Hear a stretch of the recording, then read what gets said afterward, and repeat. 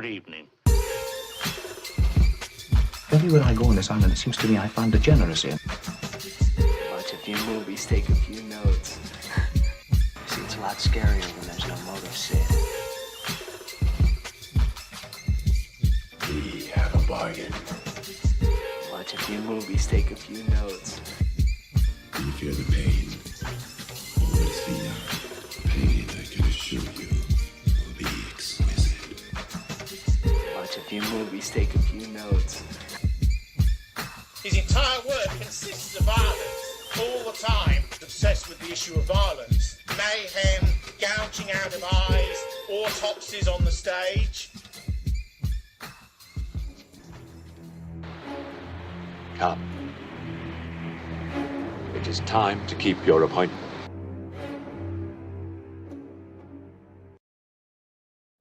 Good evening, all, and welcome to episode 150 of Double Feature Horror Show, covering a very special movie and a movie where it is so apt to remember the importance of timing. I hope you're well. We're going to be concise tonight. We are staying on the good side of Super Nanny, aiming to deliver a tight and informative 2-hour stream about both the Suspiria remake from 2018 and a little more light-hearted analysis of some suggested music videos of the horror-inspired nature. I think we can call it that. I wouldn't attempt anything like that myself, alone, of course. So I've brought some fantastic guests with me. We are joined by Mergoot as ever. Hello. Our regular co-host, promoted co-host, maybe we could say. Do you think it's a promotion, Mergoot? Yeah. You would count in ballet terms as being in first position now. With TCG off doing what TCG does, yeah. I've been... He's been bumped. He's gone to the mirror room. And it's all gone a bit wrong for him. No, bad luck, TCG. I'm sorry, man. I'm sorry. You need to focus on your pliés. That's and not only Mergoot, we have a guest. Welcome, Stelios of the Lotus Eaters. Hello, everyone. Thank you very much, and thank you, Chloe, for the invitation. I'm Absolute really pleasure. looking forward to this. Absolute pleasure. Now, correct me if I'm wrong. The first one you were on for, we've only had you once before, and I believe it was for Prince of Darkness. Yes, by John Carpenter. Yes. We met, and you had excellent requests. You asked for In the Mouth of Madness, yes, which I managed to smuggle 2 reviews of, one stream and one commentary. Hereditary, a very tightly contested film. Prince of Darkness, and this. And when you requested this, I thought, yes, absolutely, we have to do it. It was about time. Yes, totally. But yeah, the Prince of Darkness stream I thought was fantastic. And so when you had your take on that, I thought, yes, this Suspiria, I can see why you want Suspiria. But before we do that, talk about that, we'll quick bit of shilling, quick bit of organising. I would normally announce the horror homework at this point, and I apologise, folks, if it's weird. My camera is up here, the screen is down there. It's confusing. So if it looks like I'm not paying attention, don't be fooled. Never be fooled. I would normally announce the horror homework. I realise at this point I had not set it. I was waiting for the vote to come in on what the next theme would be. And I can at least be very happy to report that members on YouTube and Subscribestar have saved you another month from covering horror and the erotic. It was close, but you guys did vote for old school Hammer horror. So we'll do 2 Hammer horror arcs. We'll do the classic Hammer horror, and then we'll do some of the more out there stuff, some of the weird later stuff. So I'll have to decide where we come in, but I think it's almost certainly going to be Curse of Frankenstein from 1958. I mean, it's such a beauty. It kind of has to be that. That film is excellent. In fact, you know what? We'll confirm it now. It's going to be Curse of Frankenstein, 1958 from Hammer. There we go. That was a lot of rambling in a stream that I need to keep tight. Right. Interesting question. Right. Adamless Horror. What does Hammer Horror mean? Am I referring to Maniac? No, I am not. Hammer Horror was a production studio, mostly British, although it has got some American influence in some of its writers and funding. It was extremely influential in the mid-50s through to the early 70s, maybe you could say mid-70s, and they got really known for making horror with a strong British flavour, a recurring cast, and they would push the boundaries quite far in what they could show at the time. So the BBFC had quite the British Board of Film Certification or Film Censorship at the time gave them quite a hard time, but they were very influential. You might think of them alongside. We covered Amicus previously, Amicus Productions, who mostly focused on their anthologies. Hammer did straight stories. Think of them as a British equivalent to American International Pictures, as run by Roger Corman. So I hope that helps. That's a quick overview, but you'll get the vibe of Hammer as we go in. Classic British takes or contemporary updatings of old stories with a British feel that, as you go on, get a little more of a French feel, if you get me. But we will cover that. We'll cover that. Yes, waifu. Saying, in my mind, Hammer War is Vincent Price, but no, he was not a Hammer staple, but he collaborated with so many of them. Chiefly Peter Cushing and Christopher Lee. So there we go. It's good. We've already got a strong request for Lady Frankenstein. Yes. Maybe Dr. Jekyll and Sister Hyde. Do you reckon we should do that one? Oh God. That's got some great effects in it. It's so good. Chat, do not make any jokes about that choice. You're on a short leash, chat. Okay. You're right. So that's horror homework. Quick shillings. For me, you know the drill. You can support this channel via super chats and ideally via memberships, both on here and Subscribestar, where I can then reward you by giving you exclusive content. That is my quick shill. I have links to everyone in the stream in the description. But a quick word from Mergoot. You can find me on Twitter at Mergoot. Politics, geopolitics, science, especially geology, humor, whatever suits my fancy at that time or whatever catches my eye. Right now, it's a bad time to be involved in politics all the way down the line, it seems like. Yeah, no doubt, Mergoot. But that's why it's good you provide a sort of variety. And of course, Stelios, you're going to have a fine shill. You're going to have a refined, masterful shill now. Well, basically, I'm on the Lotus Eaters media company. We have a podcast that is daily from 1 to 2:30 p.m. And we're basically talking about cultural affairs, especially politics. Usually it's grim news. But every now and then I try to do something very cringy and funny. And a lot of people like this. So we're trying to balance the more heavy stuff with some humor. And you can find me on Twitter. You can put the name that you see there, Stelios Panagiotou. And there it's mostly politics. It's not horror, but I keep horror for this show. Yes. And I really want to discuss Suspiria with both of you. Fantastic.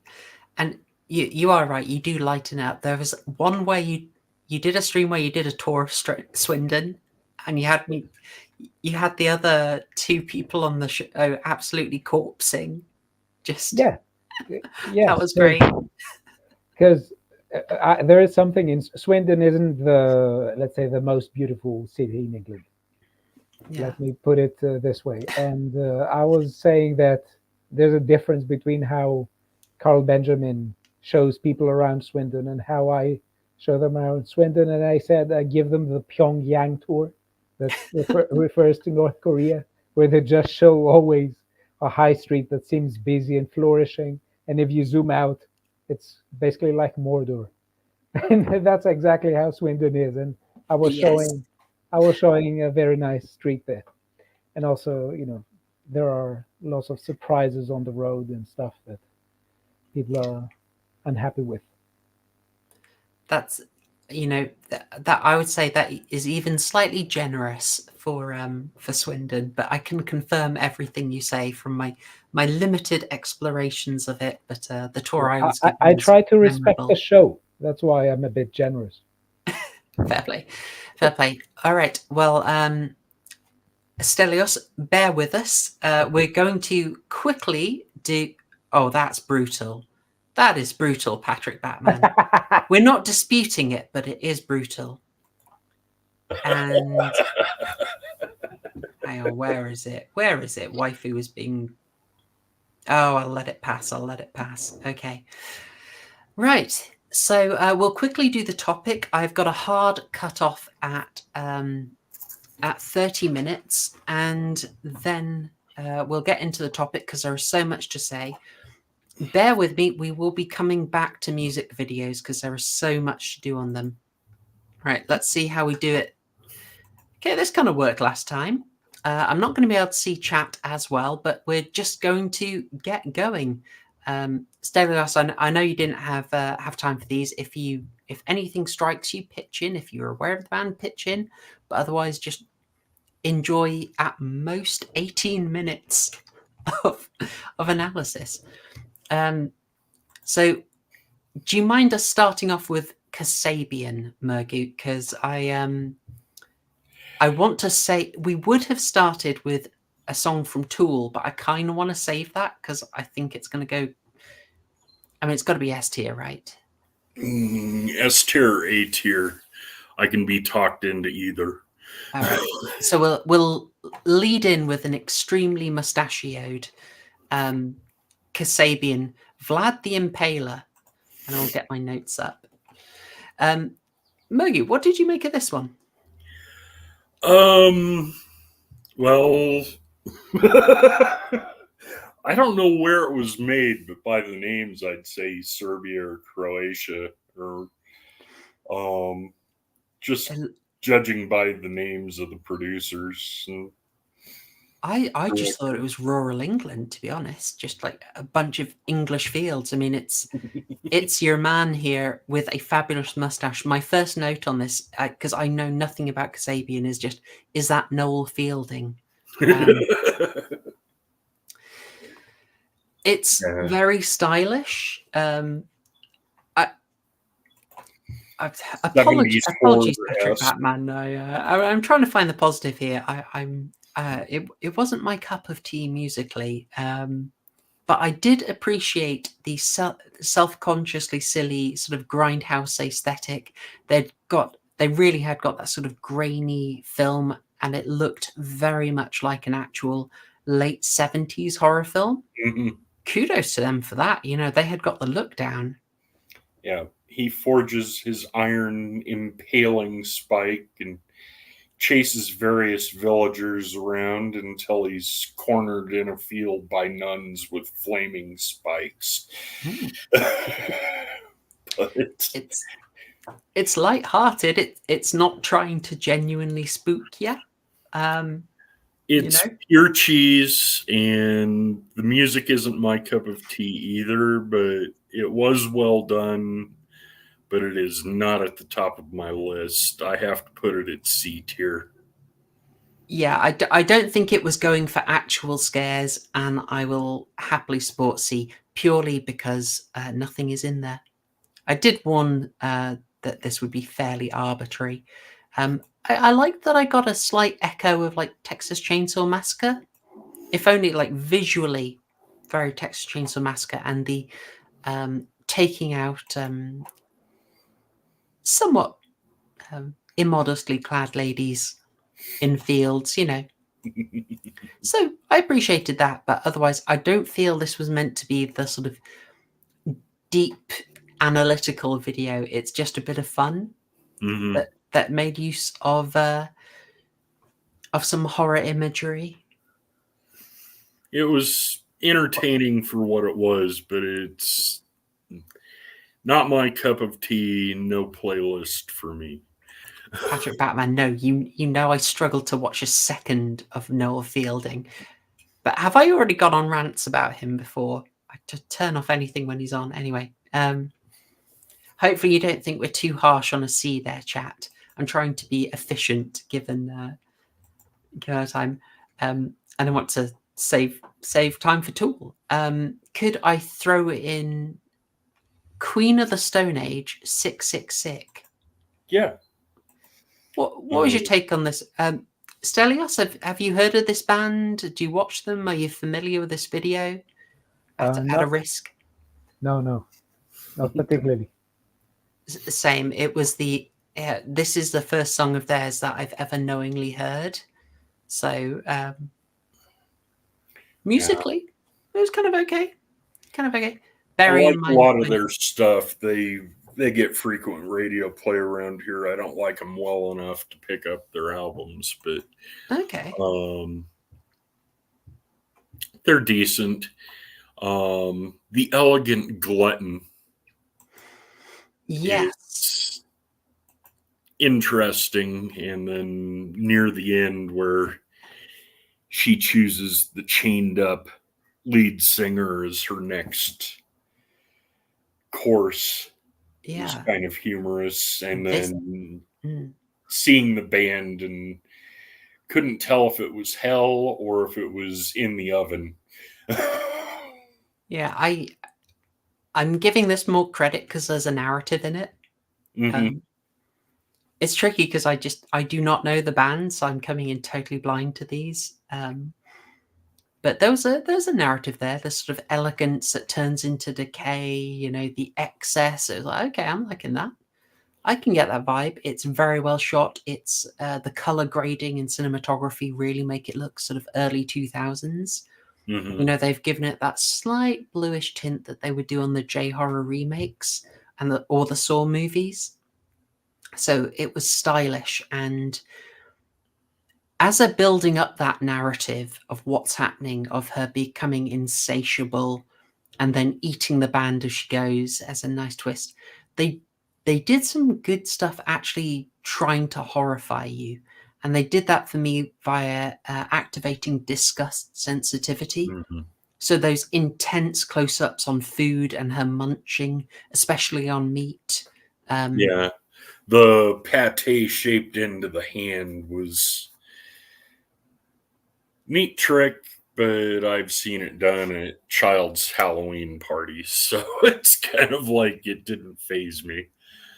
But Yes. the olives as eyeballs kind of thing, and and just focusing on the lead singer, and then all the meat going into the grinder, and then being cooked, and them showing the band with the fiery background. It's kind of neat narrative, but I'm giving it a C tier. Still a C? Okay. Yeah.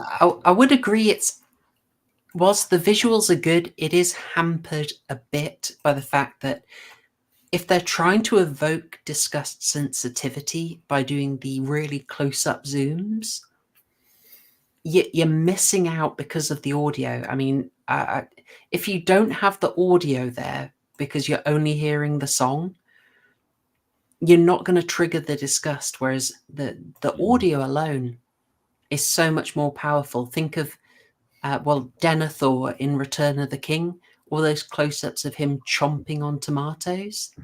Mm-hmm. Very effective in making you feel quite sick.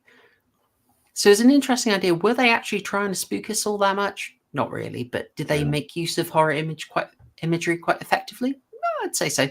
Maybe still around a C. Yeah, about a C. I could go with that. Did you have a strong preference for which one to cover next? Oh, let's just go in order. Let's go for Grave Diggers. Let's do it. I just want to check the chat and see, does chat think we're being harsh?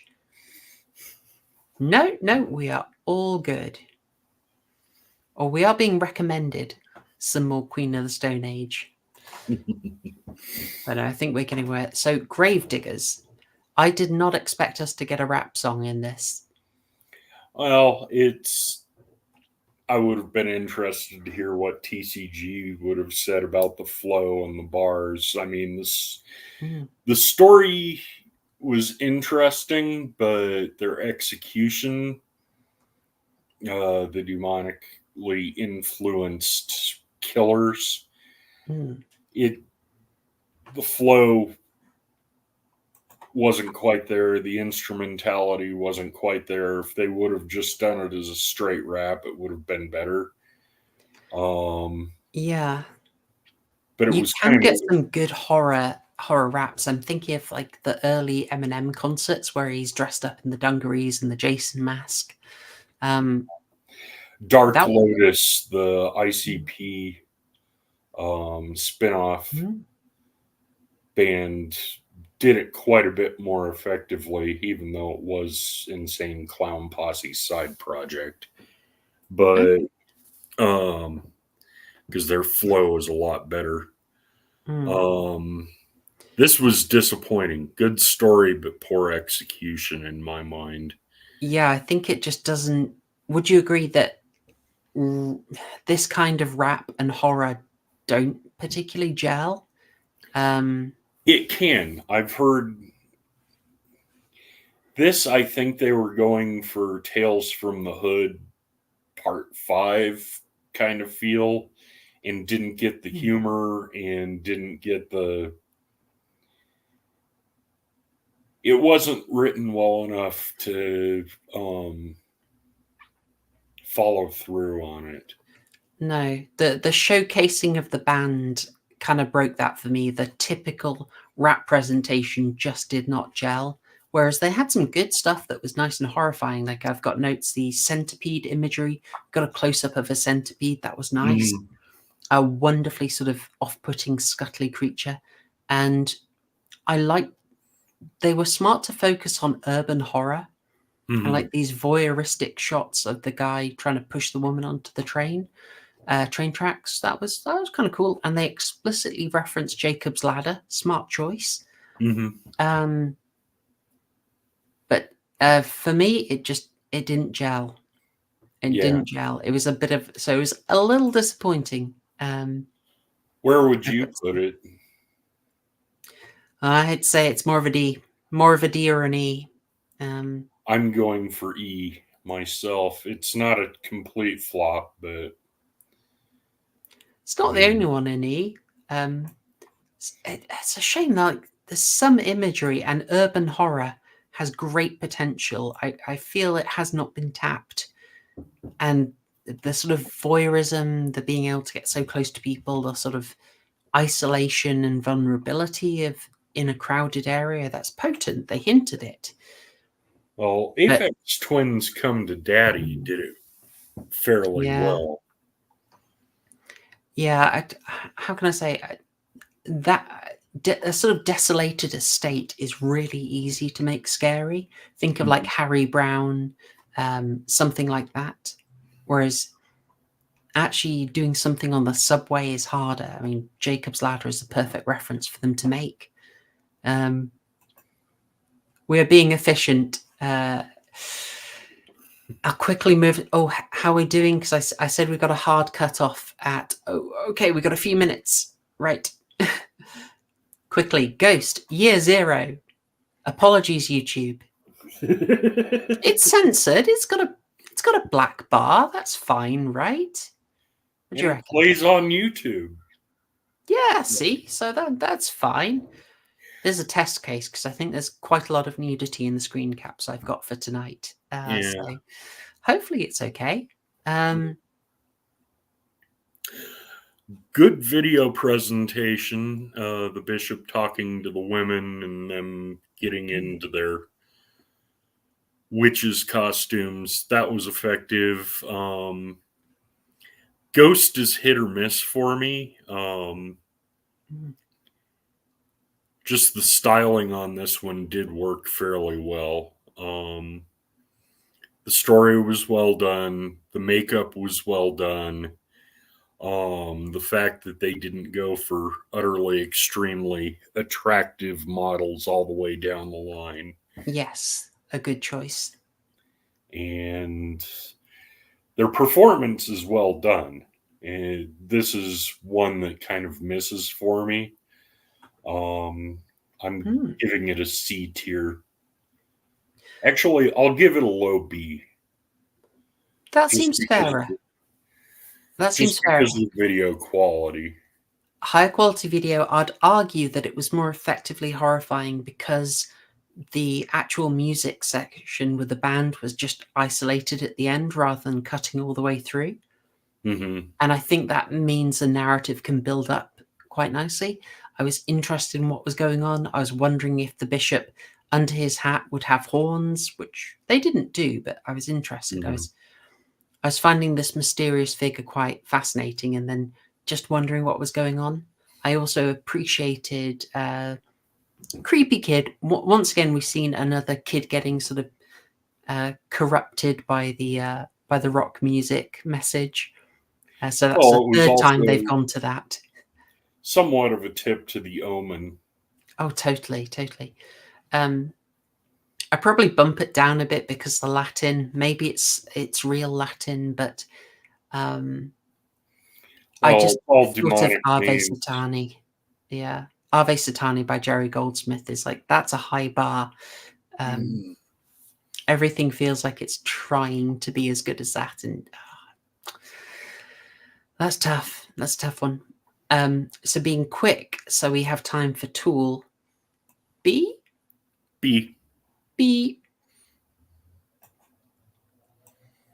And our final one,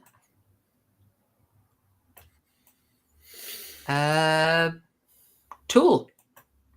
Prison sex. I don't think it's about an actual prison, you know. Yeah, I've been thinking about it. The song itself could be or couldn't be, but it's how do I put this without getting demonetized? It's about somebody being snuggled. God, I hate that phrase. And then passing it's worse that we're forced to use it. Like, yeah. And then passing it on to the next generation. Yes. Just the ending chorus of "You're So Precious" just hits hard, and the imagery of the robot or puppet having its legs cut off and then hung in front of him high on the wall so he can't reach them is disturbing, and the black man is disturbing all on his own. It's really well Clip done. that chat. Yeah, I mean, gosh, the lyrics are smart. They make the point. They're not exactly PG lyrics, but they don't feel excessively crude. And there's as you say, it's about cycles of abuse, and you hear the line. So some lines repeat with it being about being done to the protagonist. Then in the next verse, it's the protagonist repeating them, but as he does them. So effective lyrics that you pick up on. But the star for me is the imagery, this creepy stop motion animation. It manages to be very effective in conveying what it's trying to do without being explicit. So the idea that your protagonist is a puppet for a start, you've already got that idea of control. That fact that it's so small is hinting at the kind of abuse happening, but also you're just getting that the legs are out of the way, out of reach. How disabling that is. One of the later choruses is "Do unto you now what has been done to me. Do unto you now what has been done." Yeah. It's Yuck. Yeah, some of the really effective imagery choices is just the bit where that awful creature, I do have a screen cap of it, that awful creature has like pushed through a hole in the puppet's cheek and is putting its finger in there, and it does not take a genius to think what that might represent. But then it's when he takes a bit of the prison wall off and puts it in place of the face that he broke off, you get that idea of, oh, slowly that creature is going to be made of the prison wall, aka he's going to be institutionalized.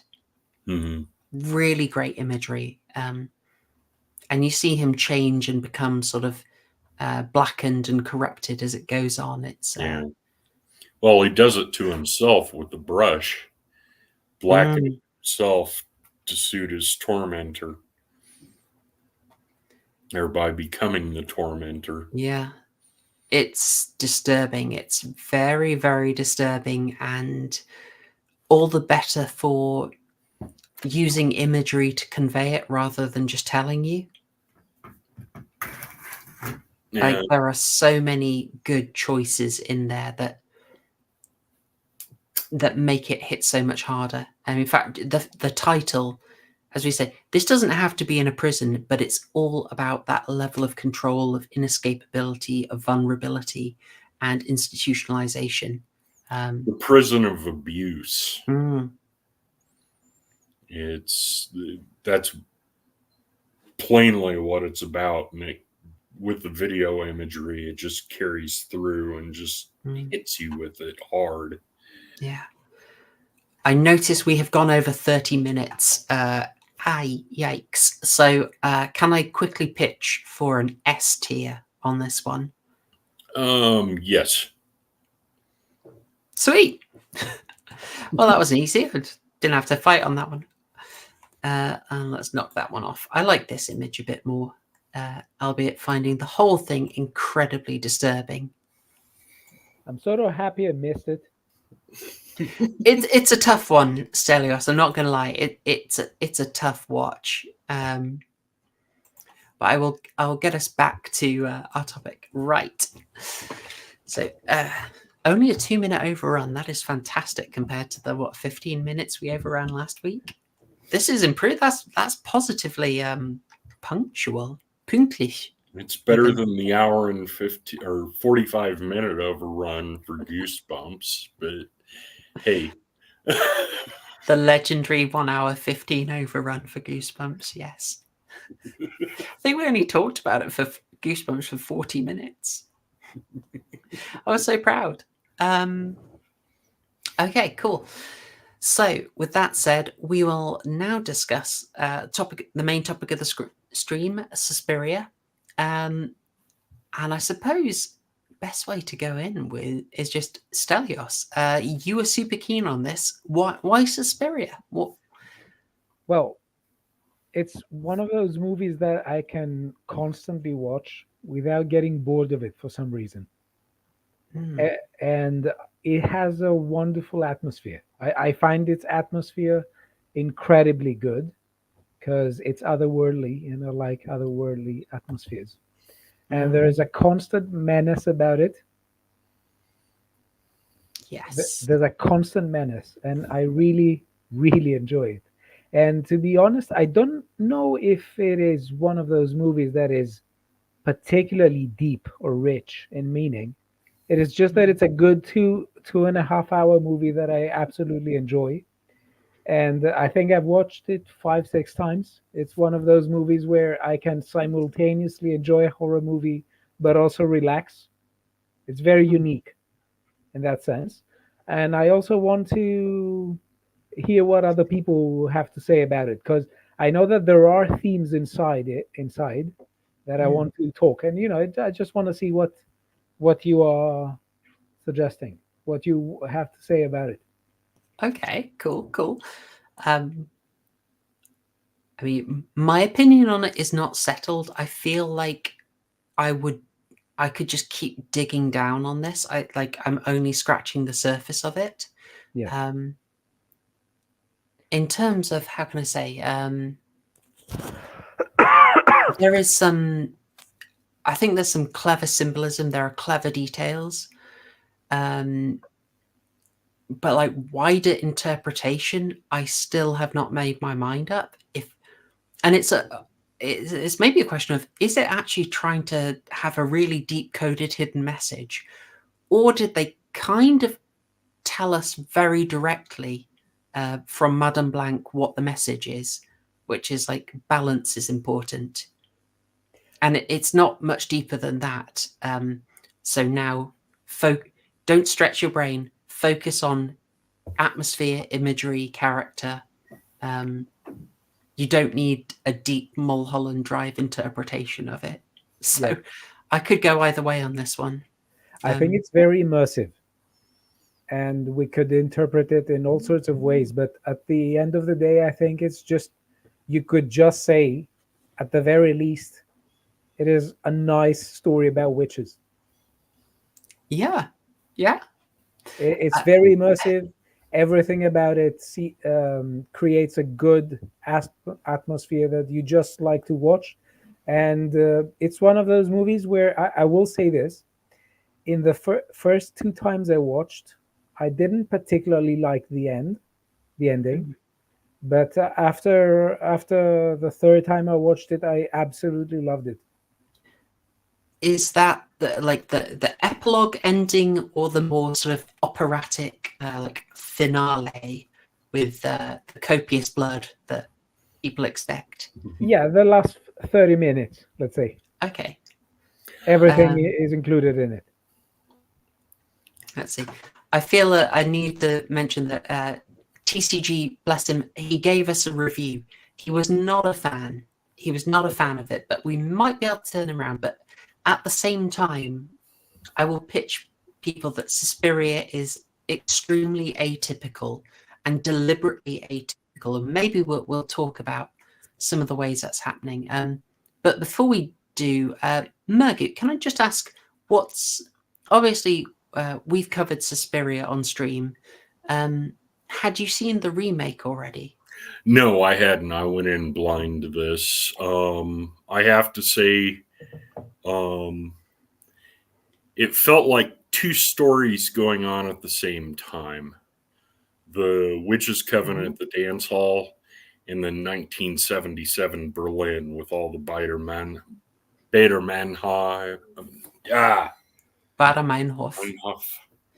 Bombings, Patricia's involvement, how the good doctor got around West Berlin and East Berlin to his dacha. And just the feeling of Cold War dread, which I've always, I mean, I grew up at the height of the second height of the Cold War in the 70s and 80s. And that just carried that feeling of impending doom, and just trying to put myself in Berlin during that time. Well, yeah, that the sense of dread and doom is there, like, constantly. Yeah. In both stories, and they bleed over with each other. And that was one of the, I've read enough, read and watched a couple other reviews, and one of them was, is Suspiria 2018 the best war story ever told? And I was like, what are you talking about? And then I watched it, and he brought up the Cold War feeling, but the rest of it was garbage. Yeah.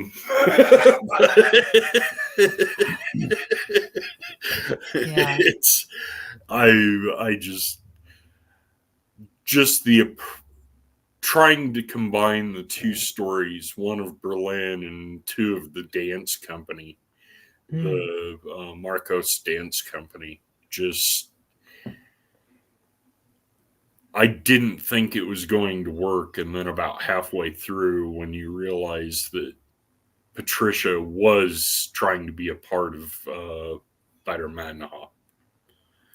And God, I'm butchering pronunciations today. But yeah, when it started interweaving, I started to understand it a bit better. Yeah. Sorry. No, go ahead, Stelios.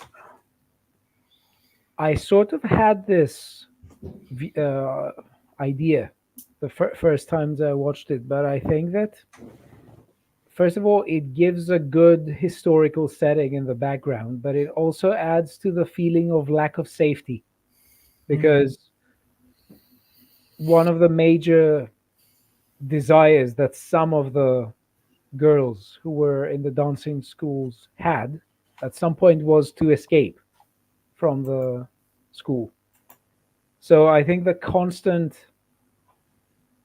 recreation and the constant bombardment of the Bader-Meinhof hijacking of the plane was functioning sort of like that, sort of like saying that there is no safe place. Yeah, Even the if plane and the school are parallels of each other to an and extent. even outside of the school was directly opposite the Berlin Wall. But That, and they were close enough to hear the at the hotel. They were close enough to hear the explosion at the bank. Yeah, when the Red Army faction broke into the bank. Would it be a good idea if we started with a description so we give a good idea about what it is, generally speaking? Thanks, Stelios. Yeah, I was going to try and segue awkwardly into it. Okay. But no, that's I'll great. be right back real quick. Go carry on. I'll be listening. Okay, no worries. Yeah, so folks, if you did not manage to watch this, and it is a long one, it's 2.5 hours. It is on Prime with ads at the moment, but I'm sure you are inventive people and very willing to pay to legally acquire the rights to this film. And you should, because this is a really good film. They were trying to make this film for absolutely ages. I believe, I'm going to butcher this, Luca Gaudagnino. I think so. I hope so. Apologies to the director. Luca Gaudagnino, he got the rights to it in 2008. It took him 10 years to get this made. It is, I'm sure you will know, a remake of the 1977 Suspiria by Dario Argento, and it is set in 1977.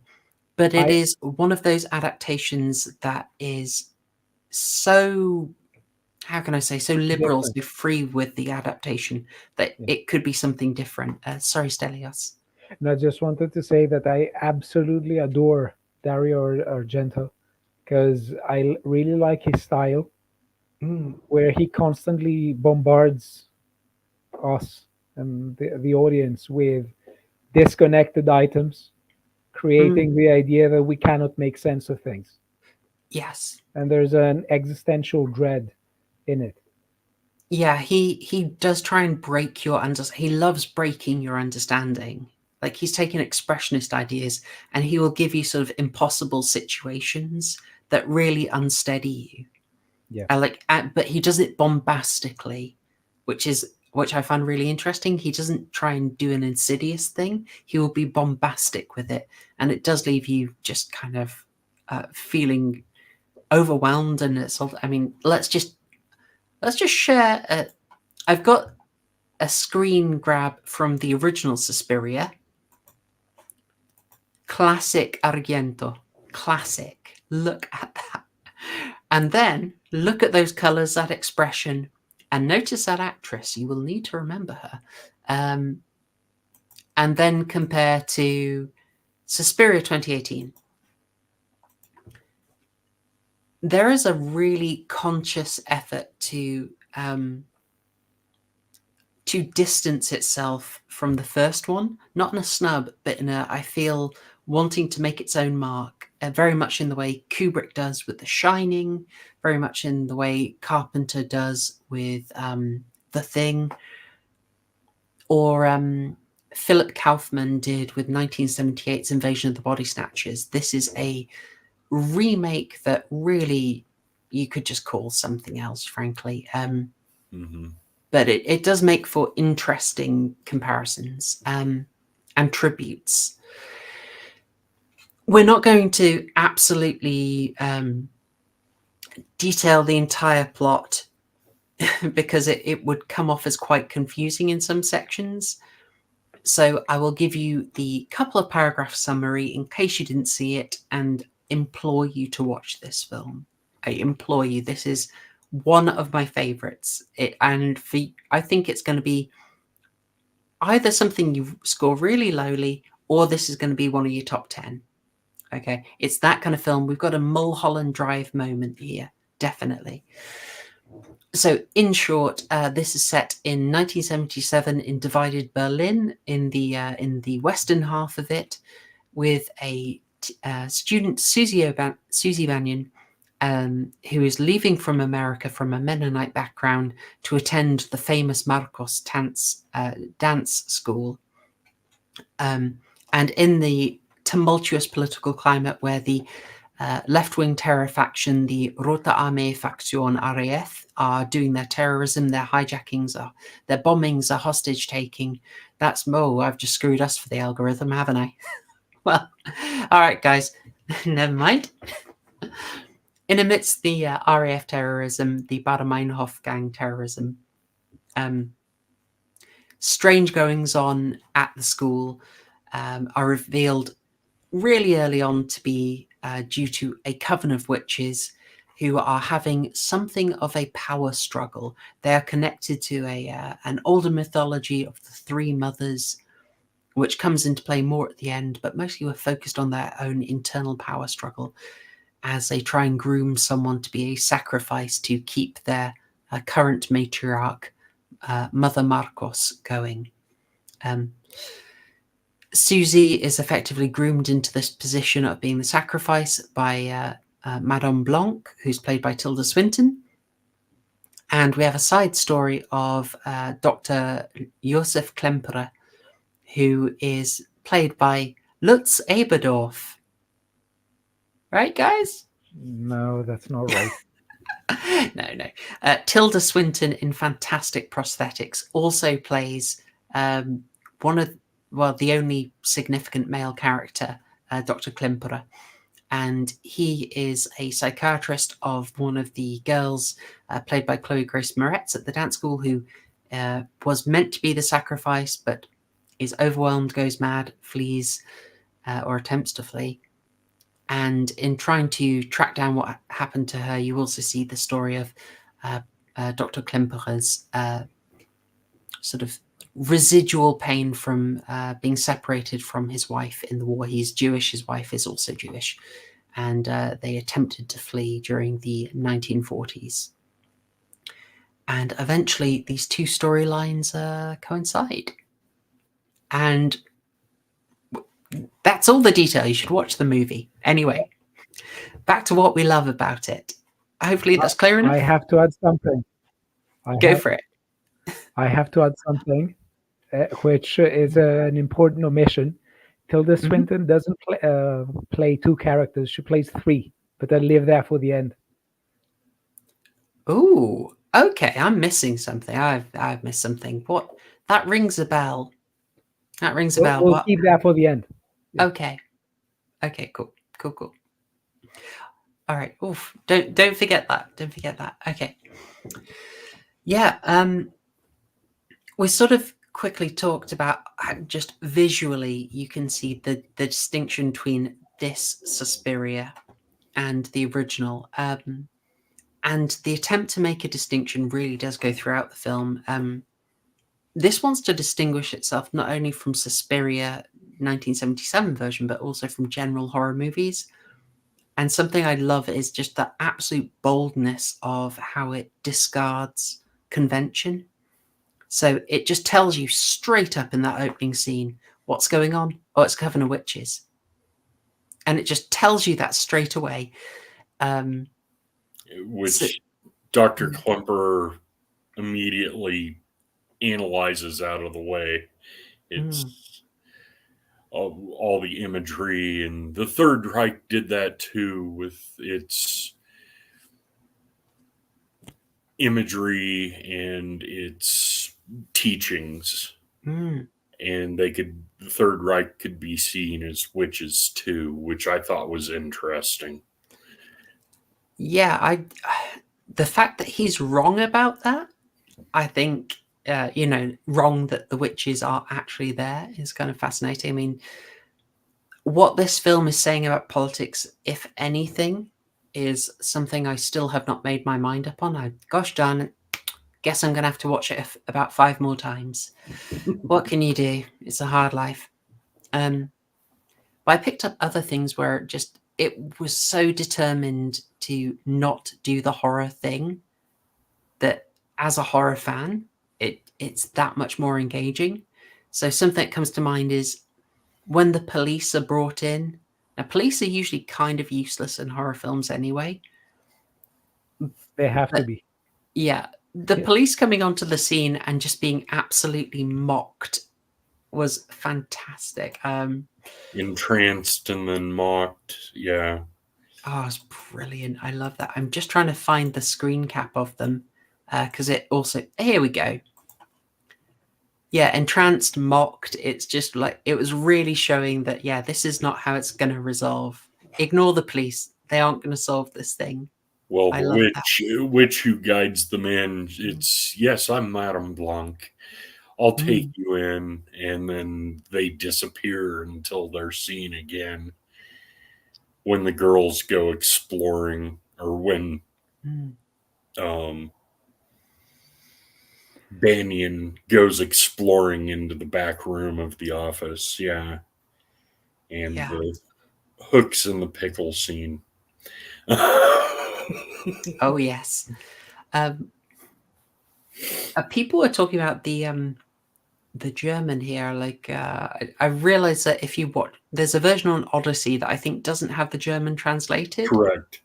All 3 versions on Odyssey, none of them have the subtitles, German or French. That's going to be brutal. But I mean, a lot of German in this is not translated. Stelios, I know you've got some familiarity with German, right? Not much. Not that much. Okay. I can pronounce some stuff. I studied German for 6 years, but not. I haven't got a good grasp with it. No worries, no worries. That is probably worth saying. The subtitles are not fully accurate. They mostly give you a summary of what someone said, but they frequently miss out a heck of a lot of what they're saying. So it's a lot. It's really flavoursome text in German, but your subtitles are just the essential summary of what someone said, and it threw me off quite a lot. I have to say something about the differences between the old and the new one, because I hear this take a lot about this movie, that we learn about the witches straightforwardly. I don't think that this is absolutely accurate. Oh, go ahead. So just one thing to say is that, yes, there is this distinction between colors. The old one was very much reliant on bright colors, and this one is very gray. Very muted colors in this one. Yes. And the other thing that people say is that in the old one, there is very slow progression. It's not so much about dance, and you learn the covenant of witches towards the middle, towards the end. Now, it is definitely the case that in Suspiria 2018, we learn about the covenant of witches much earlier.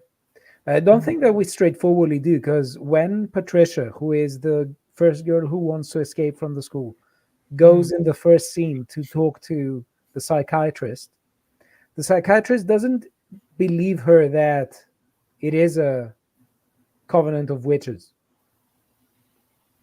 So there is a looming question whether Patricia is hallucinating, or whether, as the psychiatrist says, some people are so deluded and they're absolutely convinced of their delusion, and they transmit it to others.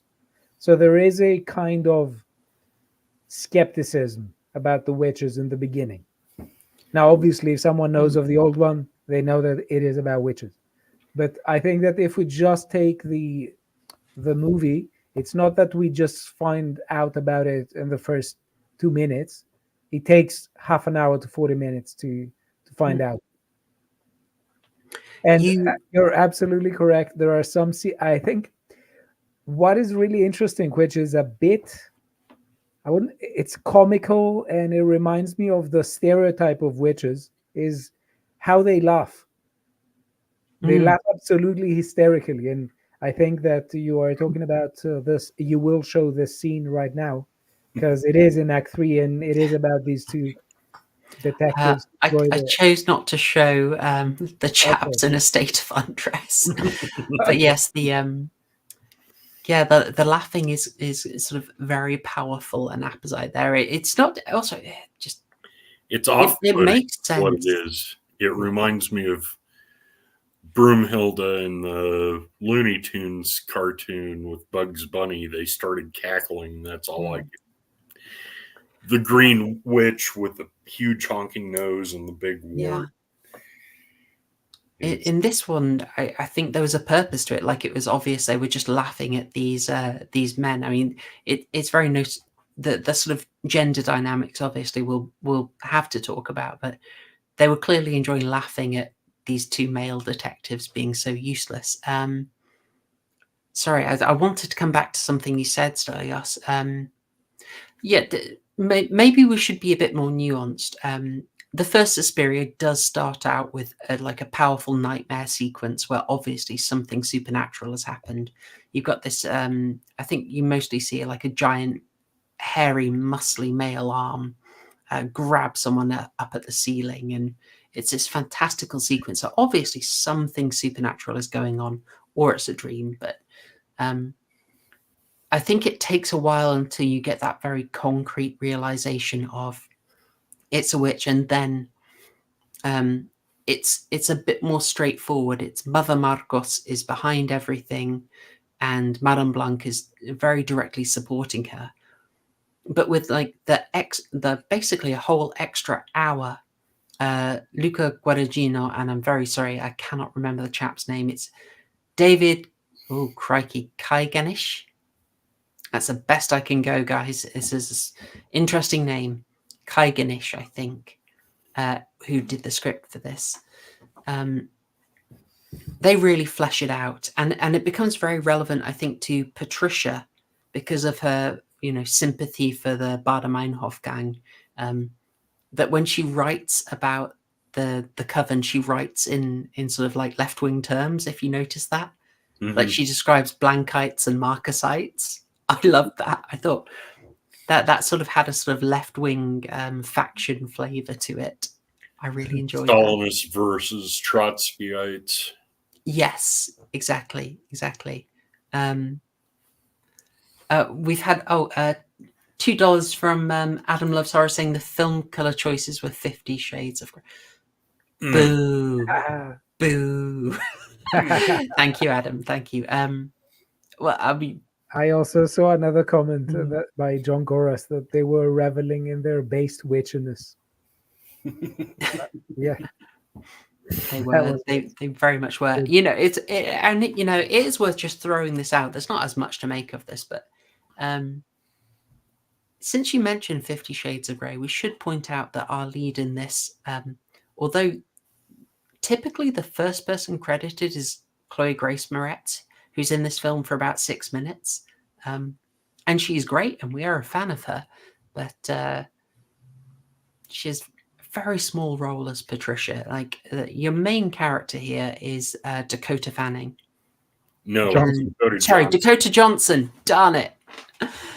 Too many Dakotas. You're thinking of some movies where Dakota Fanning is a vampire. I am. I'm messing that up. Apologies. Dakota Johnson, obviously, of 50 Shades of Grey, and later Madam Web. And so, she's getting this reputation for being in these terrible films. But then in this, she's absolutely fantastic. Can I check? Is that a universal opinion? Are we liking her performance in this? Oh yeah, she does crazy great. Let me make sure who you're talking about, Madam Web. Oh, that it was like the latest Cape Slop thing, you know, that came out, was terrible. Everyone mocked it. It's like it was the thing about a few months ago, and she was put in it, and I believe fired her agent afterwards. She was not happy with it. What can you do? Like, people are too harsh. You're an actor. You got to pay your bills. You got to take your roles, and sometimes great actors end up in absolute slop. Should she?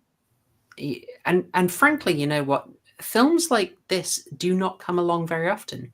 It took 10 years to make Suspiria, to get people to agree to fund it, because it's so atypical. Whereas, you know, if you need to pay bills, there are probably about 16 superhero movies being filmed right now. So I haven't heard of this. Was she unhappy with being casted for Suspiria? Oh no, with Suspiria, she was passionate. She Yeah. was less happy with 50 Shades of Grey and Madam Web. Okay. But yeah. I mean, you got to be a working actor. You know, what are you going to do? You got to take those roles. And here she got a chance to show what she could actually do, and she was fantastic. The dedication that clearly went into the dancing. I read that she had spent 2 years training. Yeah, I mean, it makes Dakota sense. Johnson spent about a year training. She and what's her name? Maya Goth, I think, maybe. Yeah, they were the only ones who weren't formally trained in dancing, so they had to go through boot camp, basically. Yeah, I read that they were doing a ridiculous amount of rehearsing, and you can show it. In a way, I might say that maybe she was asked to do less, but I feel in the pivotal dance scene that Maya Goth actually had a harder job to do. Let me get a photo up of her from that. Here we go. Because she had to do this really passionate physical dance with that complete stony face there. But we're possibly moving. We're getting too much into the weeds here. Far too much into the weeds. Apologies. But I think one thing we should add is that in this movie, I think there's fantastic starring. They act fantastic acting. I literally cannot think of anyone in this movie that doesn't act well. Yeah, it's standouts all the way. It really is. Just, how can I say? The performances are atypical, but they fit. Yes. And Dakota Johnson isn't very warm as a human being in that movie as a character. But if we just look the entire movie, I think it's just absolutely perfect. Yeah, she plays it understated. And she's not super interesting early on, I think, but then she starts to awaken. I mean, something I meant to say is that for the joking we did about, I have members vote on the theme that we cover, and they have rejected by a narrow margin horror and the erotic twice in a row. But this could totally be in that. Like, yep. I'm never sure how to talk about it, but like, this is an intensely sort of sensual, sexual movie. It engages with that very powerfully, very directly, in a way that makes you uncomfortable, but is also, how can I say, I'll go with alluring and effective. How about that? It's so brave for engaging with that. And Dakota Johnson plays that amazingly, the sensual side, the sexual side. And then when she is sort of basically revealing herself as almost a totally different character at the end, that transformation is really powerful. Yes. And I wanted to add that even the dancing is atypical because the choreography is just really unique. Oh, totally. You actually mentioned this though. You said that you'd noted that in the difference between the two, that this Suspiria really emphasizes the dance. Yes. Mm-hmm. Yeah, I mean, just it's great, and you're taking a gamble on it. But if you're setting a film in a dance school, this is your chance to display that art form powerfully, and I loved it. But it isn't over the top because, for instance, some people don't like musicals and they say that, well, I don't want to just go and watch a movie where essentially I'm listening to 20 songs. It isn't as heavy as a musical in the way it features dance, in the way dance features in it. Hmm. But dance plays a lot of plays several symbolic roles in it because you see that for them dance is a ritual, and I think we see this in the first 40 minutes or something where we have a very difficult scene because what happens is that in that school, in that covenant of witches, they are trying to the witches are trying to hide the nature from the dancers, and every time anyone tries to finds out something about them, they really are not having it. Yeah, Yes. when Madame Blanc transfers her power over to Susie, and Susie does the dance after Olga has been found snooping around and trying to get out. Yes. That one was very hard to watch when Susie's dancing contributes to Olga basically mutilating herself. Yeah, that was powerful. There was a comment earlier on from Poe. I don't know if she's still around, but saying that she found it so viscerally effective that yes, so viscerally disturbing that she left the theater and came back 5 minutes later. And I had to wonder, is that the Olga scene? It's got to be right. I mean, it's That a was unique version of horror. I'd love to spend a few minutes on the dancing if that's okay. Yeah, of course. I Obviously, mean, thank you. we should because it's very central. It also features into Patricia's notebooks. So if you pay close attention to her notebooks that she shares with the psychologist in the very beginning, you do see that the dancing sequence Mm. is a ritual that they use in order to torture people. Mm-hmm. Yeah. And then the final ritual of Volk, they have the octagram taped out where everybody dances along the lines to complete the ritual. And that That's octagram featured is in in her Patricia's notebooks. notes. Yeah. Yeah. Those are great. Now I haven't done the like freeze framing on every page in the diary, but I bet you'd find some gold if you did. Mm-hmm. Now we should there we should mention this. So the dance that they first perform in 1948 is folk, and this is one of the subtleties of the film.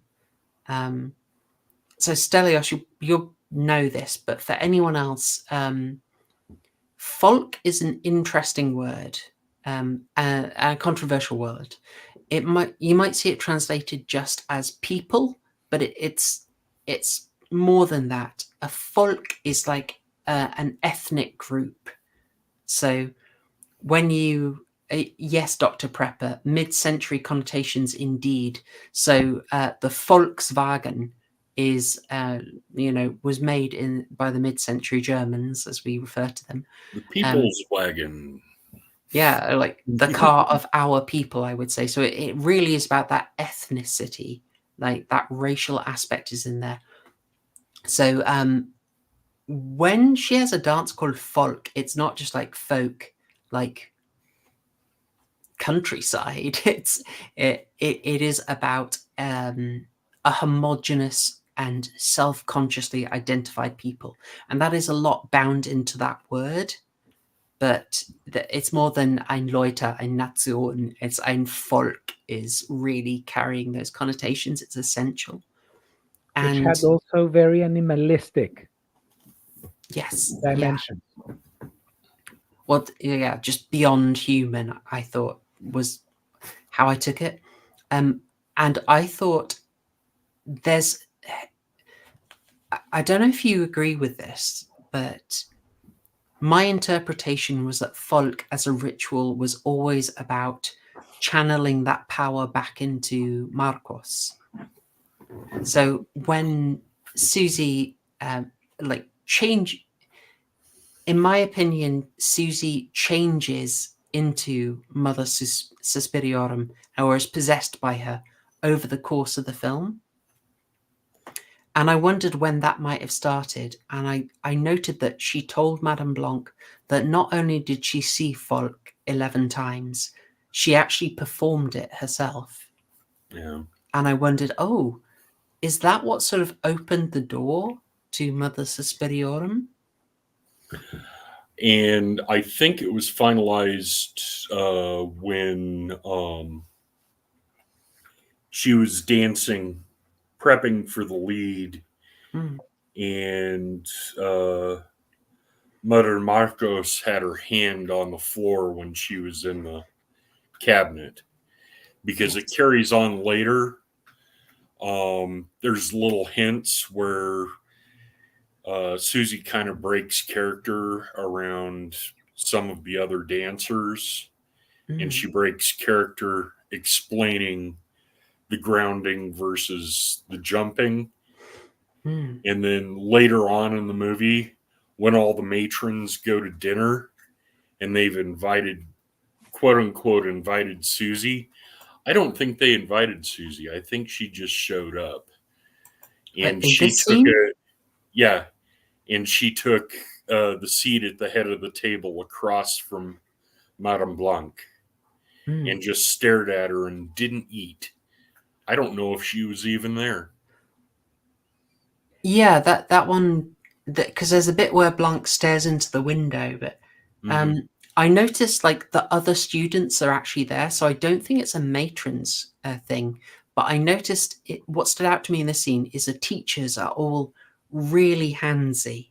Like, did you notice they're really flirting with the students? Like, this is this screen cap I've got is actually just labeled grooming. Yeah. But the fact that Susie doesn't eat or drink and is just staring across the table at Madame Blanc was really effective. Just okay. Have we gone way off, Stelios? No, not at all. Not at all. I mean, I'm just trying to. I want to introduce another angle into this because the movie is a bit ambiguous on this. It eventually becomes visible that Susan is Mother Suspiriorum. Now, this is interesting because almost everyone in the school and in the Covenant of Witches thought that Mother Marcos was Mother Suspiriorum. And let me just say for the audience, if they haven't watched it, that there's a lore coming from Dario Argento's movie that there are three mothers who are sort of satanic witches who are very powerful, and basically they call the shots. And it's Mother Suspiriorum, Mother Lacrimarum, that has to do with tears, I think, and Mother Tenebrarum. Yeah. I think it's size. Mother Dark, Mother Tears, and Mother Breath. Yeah. I saved that screen cap where you get a little bit of the lore. Exactly. So Mother Marcos is really old and she needs a new vessel. And one of the ways in which she tries to get the other witches to give her the vessel and also keep her as the matriarch is by convincing them that she is one of the three mothers who are supremely powerful. And Mother Blanc is denying this. And at some point she says, when they have a meeting, that if she were one of the three mothers, we wouldn't be in that condition. So there is a sense of decline within that school. So at the very end, we find out that Mother Suspiriorum is Susan. And there's a question whether she was possessed by Mother Suspiriorum within the dance school or before. I may not get away with that screen cap, but we'll see. This is the third character that is played by Tilda Swinton. She also plays Mother Marcos. I think so. What? Yeah, Yeah, I think she's she does. Mother Marcos. Darn it, that one slipped by me completely. Well done. Yeah. So we need to say that there's another angle that Susan was always Mother Suspiriorum, because when she was growing up in her farm in Ohio, she was constantly drawn to Berlin. And there's a scene where her mother is essentially telling her off because instead of learning history, she was constantly focusing on Berlin, and she was drawing something on a paper, and everything led to Berlin. And there is an element of otherworldliness in her from the very beginning. She's absolutely tranquil. There is nothing that sort of disturbs her. Even when Sarah is taking her to the secret rooms, she doesn't ever get excited, or she's completely unperturbed by anything.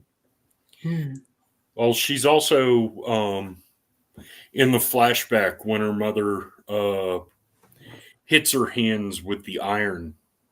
Yes. She doesn't react much at all. She just takes it. Yeah. Which was hard to watch. And her mother says at some point, we have a flashback towards the end, which may suggest that she was always Mother Suspiriorum, or that Mother Suspiriorum had possessed her from a very young age, when her mother says that my daughter is evil. My daughter is my sin. Yeah, she my says, daughter is my sin, and I've smeared her across the earth. Yes. There we go. That's it, yeah. That is quite compelling, yeah. I suppose that does put the influence of Mother Suspiriorum a lot earlier. She's really good in dancing. She needs very few improvements. And you use the word alluring. And she does allure almost every witch. And even Tilda Swinton gets immediately infatuated with her, and she has her over, and she's asking about her. How did you find us? In 2 days, she tells her, you auditioned, you got accepted, you took the lead role, you danced the lead role. How did you find us? And she's immediately infatuated with her. And it's sort of like, we see that if we are to think of them in a hierarchy, she seems a bit higher than Tilda Swinton. Tilda Swinton is very much, she just thinks very highly of her, which is also why in another scene, she also wants to reassert authority. So she does feel threatened by her. In a way. In the jumping scene, yeah. That never allows her to, that never allows for some of her feelings to die down for her, because they do seem to have a strong connection. And when they're talking about the folkish dance, Susan is basically saying that it's like animalistic intercourse. Yeah, good YouTube deciphering. Okay. Yes. Okay. Yeah, there is a sign. I don't think there's a problem with YouTube with that term. Okay, no. I have got a screen cap from that because that obviously stuck with me. Yeah. Where is it? Sorry. I have many. There we go. Yeah, this intense scene between them. Great stuff. There is a cheap joke to make here when Dakota says that when she's dancing, it's I will use the term fornicate, and you can interpret what word I'm replacing there. She says when she's dancing, it's what she thinks it feels like to fornicate. And Swinton asks, do you mean to fornicate with a man? And she says, no, like with an animal. and a lower channel than mine would immediately play my version of the dog pill song. But we're not going to do that here. This is a sophisticated channel, and we would never make that joke or play it again. It's been too recent. Everyone, don't think of that. Yeah. But you're right. She's connecting to it in an extremely visceral. I mean, just I suppose supporting your argument before she even goes further in. She can dance without music. She doesn't even need it. She can just do that dance immediately. And I wondered, she gets in her first day. I saved this image because I thought this was quite helpful. Mm-hmm. She stands behind this poster, and folks, I'm completely Rob Agar posting here, but the shape of the letters on that poster, they're like a funnel, right? They're drawing in towards her. The Marcos Tanzgruppe. So the Marcos dance group, Tanzaufführung, dance instruction. It's all drawing in. So it's like she's drawing in the school. It's all being sucked into her. Great design. I noticed that. I didn't understand most of the German. I mean, dance group, I understood. Marcos, I understood. Yes, Dr. Prepper. Yeah, like a vessel being filled for anyone who can't see. But yeah, exactly. I think you don't need to. You can read Marcos, and you can probably assume Tanz is dance, because when she comes in, it's like this big brutalist symbol, which I kind of love that all it says is Tanz. But then the film is kind of, I mentioned that it doesn't fully translate most of what people say in German. It also doesn't translate things written down for the most part, which is a shame. There's some really great graffiti here. Here we go. So DDR ein KZ is translated is the Deutsche Demokratische Republik, East Germany, is a concentration camp and Konzentrationslager. So KZ. This will never get monetized now. You can just, it's not as clear here, but I wanted the policeman as well. Isn't that the politician? Yeah, Nieder mit Honecker. So down with Honecker. Yeah. Is what it's saying. This bit is Freiheit für alle, so freedom for all. But yeah. DDR at the East Germany is a concentration camp is quite cool. Where was I going with that? Sorry, I forgot. I don't know.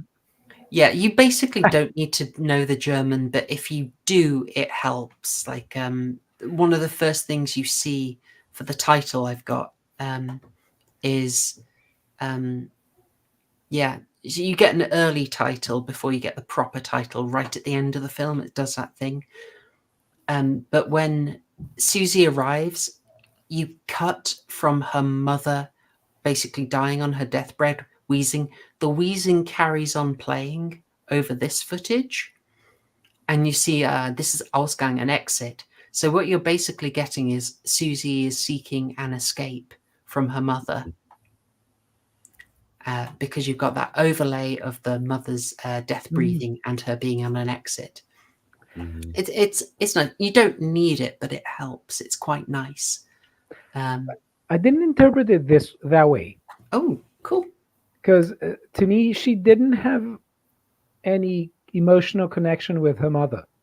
So obviously there was the breathing, and she held something in her hand, and when the breathing stopped, it fell down, and it shows us that she is in Berlin.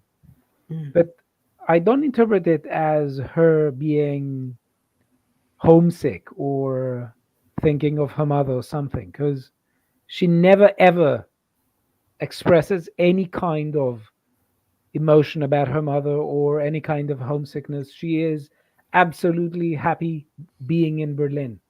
I don't know. Maybe I'm wrong, but I didn't get any emotional connection between her and her mother. Oh, that's cool. I could. The mother was You very are. abusive. She said that it's her sin, which suggests that she wasn't treating her particularly well. And she seemed, generally speaking, unperturbed by almost everything in the movie. Well, you're definitely right that she is, I think, unshaken. I feel The only I could be time persuaded, but maybe this is like a misdirection because you see so much of her mother. You also see the mother's face obscured, which for me felt like it was a repression, which is why she's just trying to get away from it. And that's how I always read it at the start. Is I mean, I might have to come round to your interpretation that she was Mother Suspiriorum all the while long, but I kind of like the idea that she is possessed, but it only kind of grows as she goes through the ritual and gains the power. But I could be coping. So it's the only spark I saw when she was talking about her mother is when she renounced her mother. When was that? Towards the end? Towards the end, when the final dance ritual in the basement, when she's asked to renounce, and she just thinks about her mother, and then her mother expires. Yeah. Takes her last breath, and that was the only spark that I saw. Like she knew it was happening. Yeah. I think she seemed happy to do that. By the end, she's just got this certainty, a surety even, that just makes her seem like a complete different character. Had this question. So from Victoria, it was raining or snowing the whole time in the movie. Does that mean anything? The depression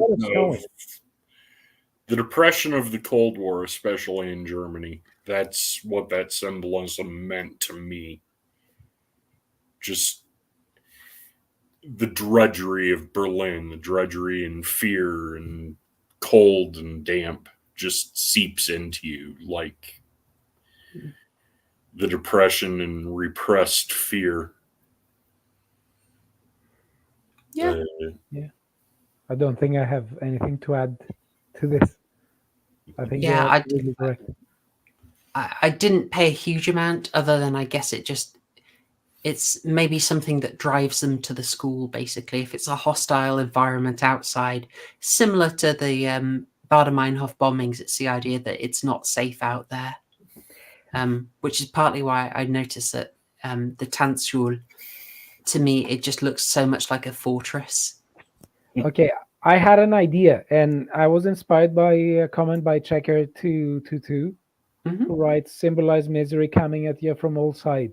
I think the very last scene, the very last shot, is in spring. And that's the family who moved into Dr. Klemper's dacha. Yeah. After I'll get you that screen cap. It's not the best one, but you'll notice that's when you've actually moved on. There's a big leap in time. And it's not just moving on, it's when the psychologist forgot essentially what happened, because to say it quickly, there was going to be a ritual to hand Susan to Mother Marcus to be a vessel. And Mother Blanc sort of understood that it had to happen. She wanted to postpone it, but she couldn't entirely avoid it. So what happened was that she wanted to recreate an old custom that they had, the witches, which involved bringing a witness to the ritual, and the witness was external, not a witch. And they decided that it had to be the psychologist. So they bewitched him, and they sent him a hallucination of his wife that led him towards the dance school. And here I think there's a question who this is. Yes. Yeah. Well, a great lead up. Yeah, this is fantastic. I'm going to get the name wrong, of course. I want to say, let me confirm it because it's a Jessica. There we go, Jessica Harper, and she, of course, here on your left, is the original Susie. That cameo appearance. It's great. It's a lovely moment. It really is. Watching that, I knew something was wrong because as he was traversing from East Germany to West Germany, none of the guards stopped them for papers. Mm, None of them. Which yes, you're like, what's going on? they take pains to show you the bureaucratic obstructionism going into the East. And then yes, you're meant to catch that. There are quite a lot of really cool subtle details in this. We'll try and get a few of them, but that's a great one. But I also found this hit hard emotionally. Yes, that was very moving. Yeah. This film has had the patience and the runtime to show you this man's dedication, show you the importance of her, for her to then turn up and, as a bonus, be the actress who played the original Susie. It's great, and you know, showing commitment by reading all her lines in German. Just yeah, it was really good. It was, and then to have the rug pulled out from under you with the revelation. Mm-hmm. Oh, I mean, this is when the witch is cackling. I found that's a test that could, how can I say, that could pull some audience members out. Yeah. If they're not sort of fully invested, that sort of shrieking laughter and tense scene could be something that really takes them out of the movie. Whereas if you're in, it was off-putting for me, but I was quickly drawn back into it. Oh, good. I liked it. Yeah. Yeah. It's emotionally affecting. Tilda Swinton does an amazing job of making Klemperer feel so vulnerable. And so when the witches are rough with him, just dragging him down this hallway, it's shrieking at him, having a go. It's yeah. I think for him. I need to just end the point I was making about the weather. I think that Please, yes. The change of weather has to do with emotions, and the main emotion was guilt and sorrow during winter. And I think that spring arrived when the doctor forgot what happened, which was again a spell by Mother Suspiriorum, because she told him, we want pain, we want sorrows, but not yours. That was the ending scene. That was really interesting. But I think the ritual is the most interesting stuff we can talk about. And I really want to hear what you think about it. Okay, definitely. I can. I just want to, like, on that, there's something Madame Blanc says that also supports the reading. So you should say, like, that resolution comes in an epilogue called the A Split Pair. Yes. Now, this is obviously a terrible, terrible pun. Well, you know, why would they call it that? What do they mean by that, etc., etc.? And your obvious reading is, well, here's Joseph. Hey, look, he's eating a traditional German style. He's got toast and he's got his split pear. But very obviously, what they really mean is Anke and Joseph. And this is possibly a reach, but Anke for the English-speaking audience sounds like anchor. You know, like she anchors him to the past. He can't let go because she's got him sort of anchored there. Possibly a reach. But once he has closure, they can get over this. They can move on, and yeah, it's spring again. Time literally jumps forward. But there's also a thing that Madame Blanc says, which is a dance she's planning. she says they're prepping for it, and it's about the inevitability of things coming together again. And as she says it, she draws a large white curtain across the practice room, and she says it's called Wieder öffnen, like we will open again. This is not particularly subtle. It was something I didn't hugely like because I thought it was so obvious that she's referring to the Berlin Wall. It's a little too obvious, but she's kind of right. It opened up again. They reunified. We moved on. I didn't mind that much. Yeah. I'm possibly being harsh. You're very harsh, I think. I've got to pick up. Look, I'm fawning over this movie. I've got to pick a thing or two to have a go at. For heck's, I've complained about the subtitles. I'm that desperate to appear balanced. Can I ask, before we go on to the ritual, there was something I noticed, and I wondered if you had a take on it. This was other symbolism early on when she first meets Sarah, played by Mia Goth, who I think we've not said much about, but great work. Yeah. Do you notice a scene where you keep getting shots where one of them is in the mirror? You always see their reflection in this scene, except Sarah is always in focus in the mirror, and Susan is always in focus herself, and her reflection is blurry. And I wondered if you had a take on that. And it's fine to say, nope, never noticed, never considered it. I missed it. I missed it. I haven't noticed. I didn't notice it. Yeah. Okay. No worries. No need to come up with a take. I don't have a solid one either. Okay. It may sound really dumb, but Sarah was constantly very unhappy and very miserable because she started having ideas of what was going on. And she was really close to Patricia, who she found afterwards in a very zombie state, in a very haunted state. And she also fell into that state. So it could be a recreation of the feeling of misery.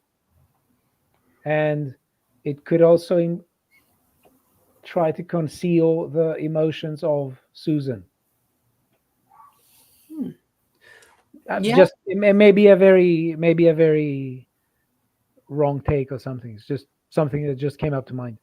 Hey, no worries. The best I had, other than this being like maybe a kind of Kubrick The Shining tribute. Okay. Because Sarah's reflection is in focus, it's like she's got a true reflection. So basically, yeah, she is who she says she is. Whereas with Susan, the reflection is blurry because it's not really her. That is the best I've got. But I just thought, why would you go out of your way to do it like that if we weren't meant to take something from it? That's as good an interpretation as I could think of right at the moment. Yeah. No worries. Did you have any readings before we do the ritual on the dance folk, the presentation? Because it's like, is it all just... Oh, by the way, director cameo, I believe. I'm sorry, this is really difficult to see. Can you see my mouse? I can see your mouse. Okay, cool. I think this is a director sitting next to Klemperer.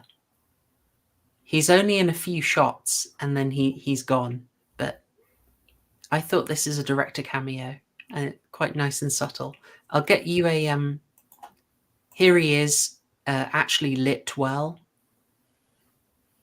And then we'll go back to what I think is his cameo. Same guy? Possibly. I think this guy has more hair, but...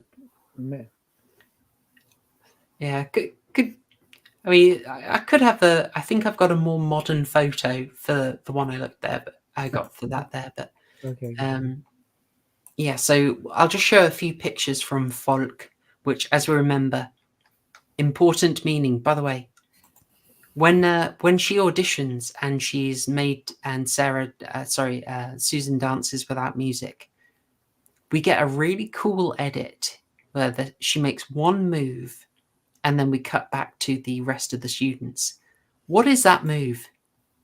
What did she mean by this? Where have I seen that gesture before? Is this an accident? Is this a coincidence? Well, her body isn't straight. Her shoulders aren't up. It's a total coincidence. No Romans, boys. No Romans. Okay. But again, God, I don't know. I really think the only thing they're saying about the typical thing is to say, oh, it's mid-century German's bad, but this film is saying that. You get explicit stuff from Madame Blanc. You also get commendable, rare condemnation of the Baader-Meinhof group, and you've got a school run entirely by women, diverse women, which is going super evil. I think this film is really just saying extremes lead to bad places, and it's not much more detailed than that. I think so. I don't think there was any rich political message behind. No. I've tried to look for it. I don't think it's there. In fact, I think there was a sort of amoralism. It's just the world is like this, just deal with it. The strong prey upon the weak, whether in politics or in the witch hierarchy. I didn't get any moralizing there. Yeah, and it's refreshing because of that. You get this moment of, I think it makes a sort of moment of sympathy towards Klemperer at the end more affecting.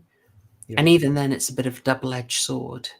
But we can move past that. So the performance of Folk, I'll just go through a few photos from it, and then Stelios, if you just want to give your impression, because I know you're keen on this.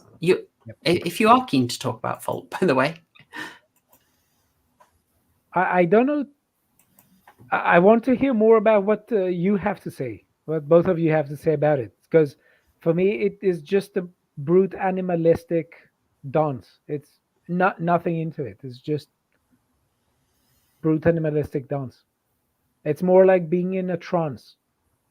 And this trance is recreated in the ritual because the dancers are unconscious of what is going on. They're in a complete trance, and afterwards they do have, some of them that survive do have trauma, but they don't have memory. So I don't know if there is much into it. I think that in fact, it's what is scary is that there isn't anything into it. Tilda Swinton's character, Madame Blanc, was saying that there is a philosophy behind it, but I didn't feel that there was. I felt that this was just something that she told Susan just to reassert authority, but there wasn't anything into it. That's my impression. Last sentence. The animalistic bit could have some political connotations, because both, let's say, the movement, mid-century German movement, and the Italian one, there were, you could say in a way, anti-reason, and they did focus on more animalistic and materialistic stuff like blood. I don't know if it has any connotations of that sort. That's it. Full stop for me. Well, if you watch it from the top, they're dancing along the lines and hitting, when they move, they end at the vertices where the points match, and then they move off into the various star sections, and then immediately move back to the vertices of the octagram. They're definitely doing a ritual. I noticed that, but you're right on the animalistic part. Modern dance is not my thing. and interpretive dance is kind of lost on me.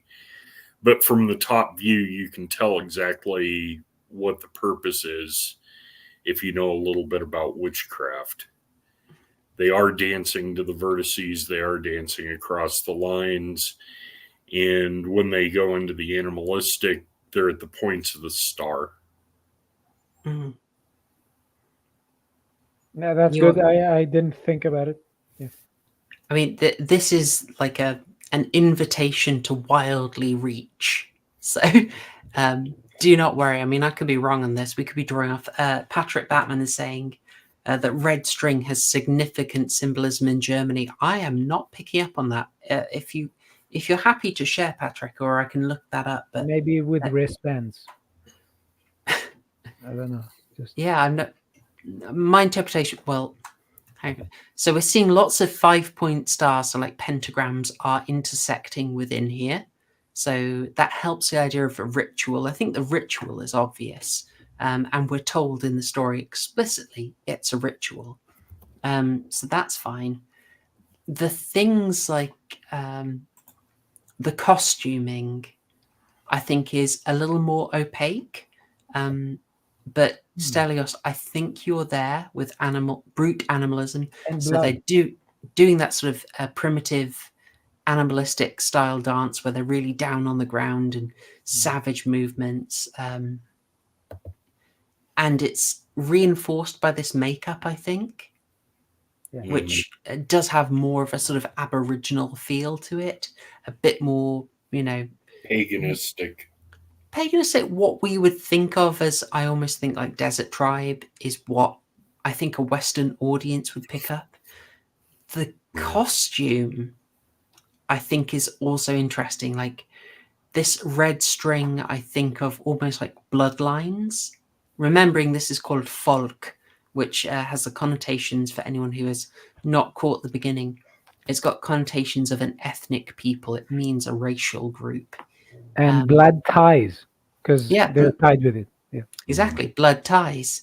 But also it's got a sort of constriction, like it's a knot, it's a constriction. They are bound by it, even if there's not much to it. They're practically naked. Okay. They are tightly bound up in it. I think it could play the theme of memory, because after World War II in Germany, I think there was an orchestrated movement to not teach history to young German people, so they wouldn't immediately learn about their predecessors, and that they wouldn't feel guilt.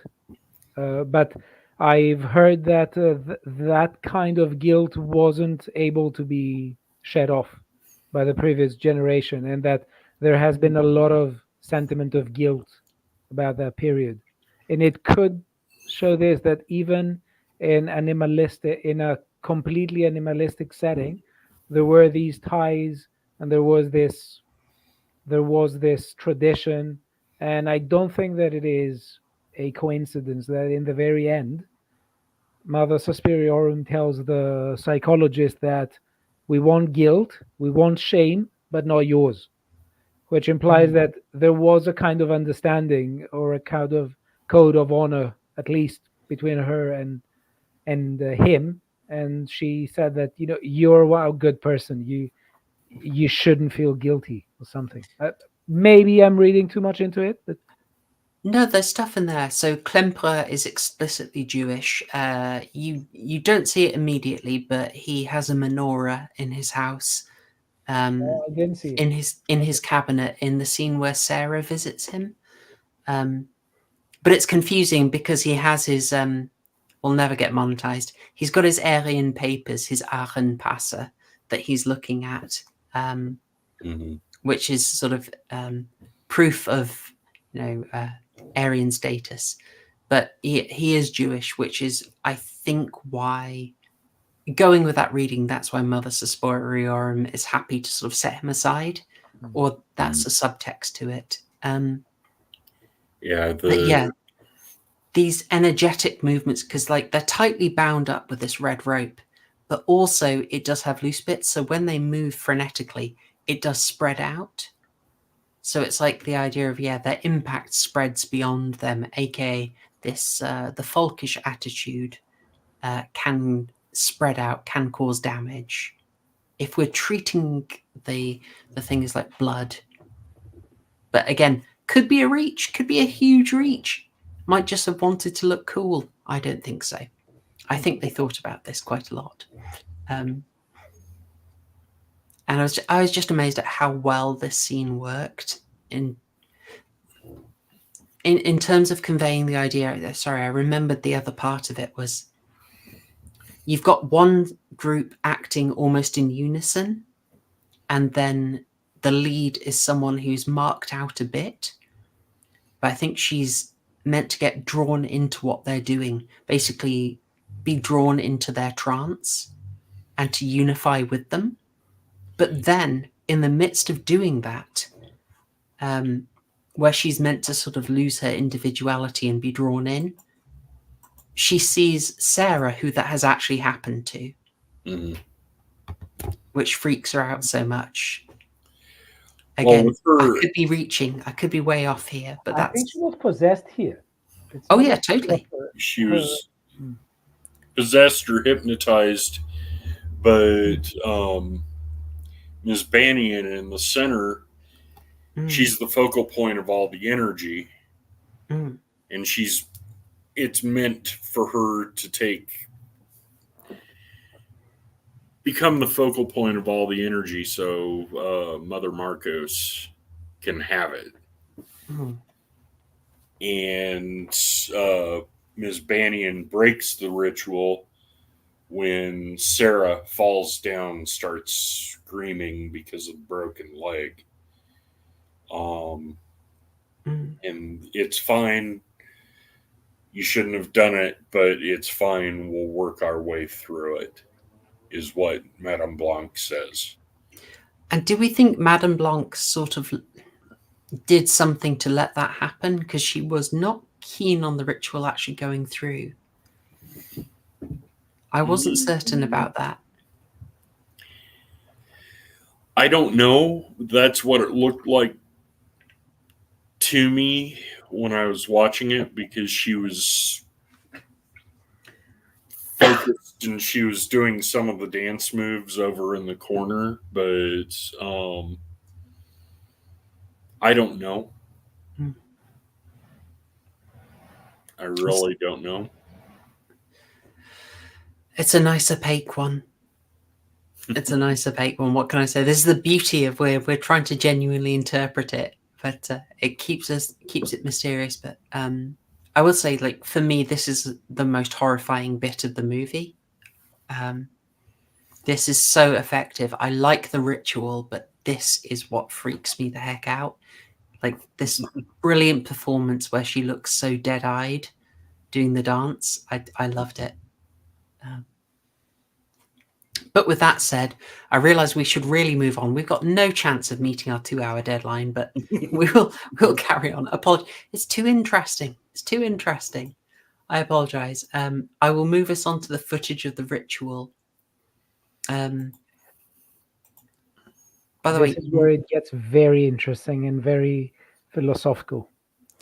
Did you have a take on why, before getting into the philosophy, why Marcos has a couple of hands growing off her? Well, it's been said that she has disease upon disease and time after time, which means everybody she's absorbed in the past is starting to come out of her, and this body's time is failing. I mean, she has various organs, various limbs growing out of her, and all the pustules, and just ick. And she's fantastically icky. It's you know how Ian McDiarmid as Emperor Palpatine going evil in episode 3 is just having the best time of his life? Yeah. I got that vibe off Tilda Swinton here playing Marcos. Yes. She is loving this role. It's It's so unrestrained. But yeah, I liked it. I wondered if it was like past rituals going wrong, like she's tried to be revivified, but it's not quite worked, and so Yeah. but yeah, It's- yours is probably a bit more accurate. I was just thrown off because there's a weird bit in the restaurant they celebrate in where there's an arm hanging off the wall. I don't know if you noticed that, a wobbly arm. No. Watching the restaurant, it's there, and I just thought, hang on, weird wobbly arm. Marcos has extra arms. What did they mean by this? Yeah. Patrick Batman, what does Dakota Johnson's gaping opening mean? It's a contest between Dakota Johnson as Mother Suspiriana versus Mother Marcos, since they both have it. It's the archetype of who's the real devouring mother. Yeah, yeah. It's when it first opened up, it's like, are there teeth there? Is that a well, we've already blown it. It's is that a vagina dentata? Yeah. No, not quite, but it's definitely they're both ripped open at the chest, and it's a contest of power. It's got to be a suggestion of that, but also remembering Mother Suspiriorum is a mother of size, and what I notice is just like that, it's almost like it's breathing. Mm-hmm. It's the mouth. It's the devourer. It's it's just one of those. This whole movie is the archetype of the devouring mother. All the mothers are manipulative. They eat their own, or they despise their own. And apologies for copious nudity, but just while we're talking about the ritual, I figured we should go here. You notice at the back the massive 3 dresses for the 3 mothers. This isn't the ideal screenshot, but you don't see those dresses super clearly at other times, so I just wanted to get that in because I thought that's a lovely touch. No one says anything about it, but they're just at the back there. And you notice they're empty also, suggesting, the presence of the mothers is not here. So when Mother Suspiriorum actually turns up, yeah. I'm so sorry. We talked about weird arm growth there for a while, Stelios. Do you want to just take us through your take on Yeah. So the first ritual? of all, I think that this is a very interesting angle, and thank you for showing it. So what happens here is that they all go out to eat, and while they are eating, they are very handsy, as we said, with the students, and they are sort of grooming them. And they are bringing them there where the students are all in a trance state of mind. They've completely lost consciousness of their surroundings. They are just dancing.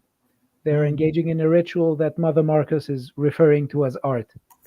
So the psychologist there, who is the naked person we see on the floor, is the witness that Tilda Swinton wanted to have over for recreating the old ritual. And we have the other mothers there who are conscious, and they are guiding the ritual. So what happens is that they are summoning Dakota Johnson, and she goes there, and there's a lost rivalry between Mother Marcus and Mother Blanc.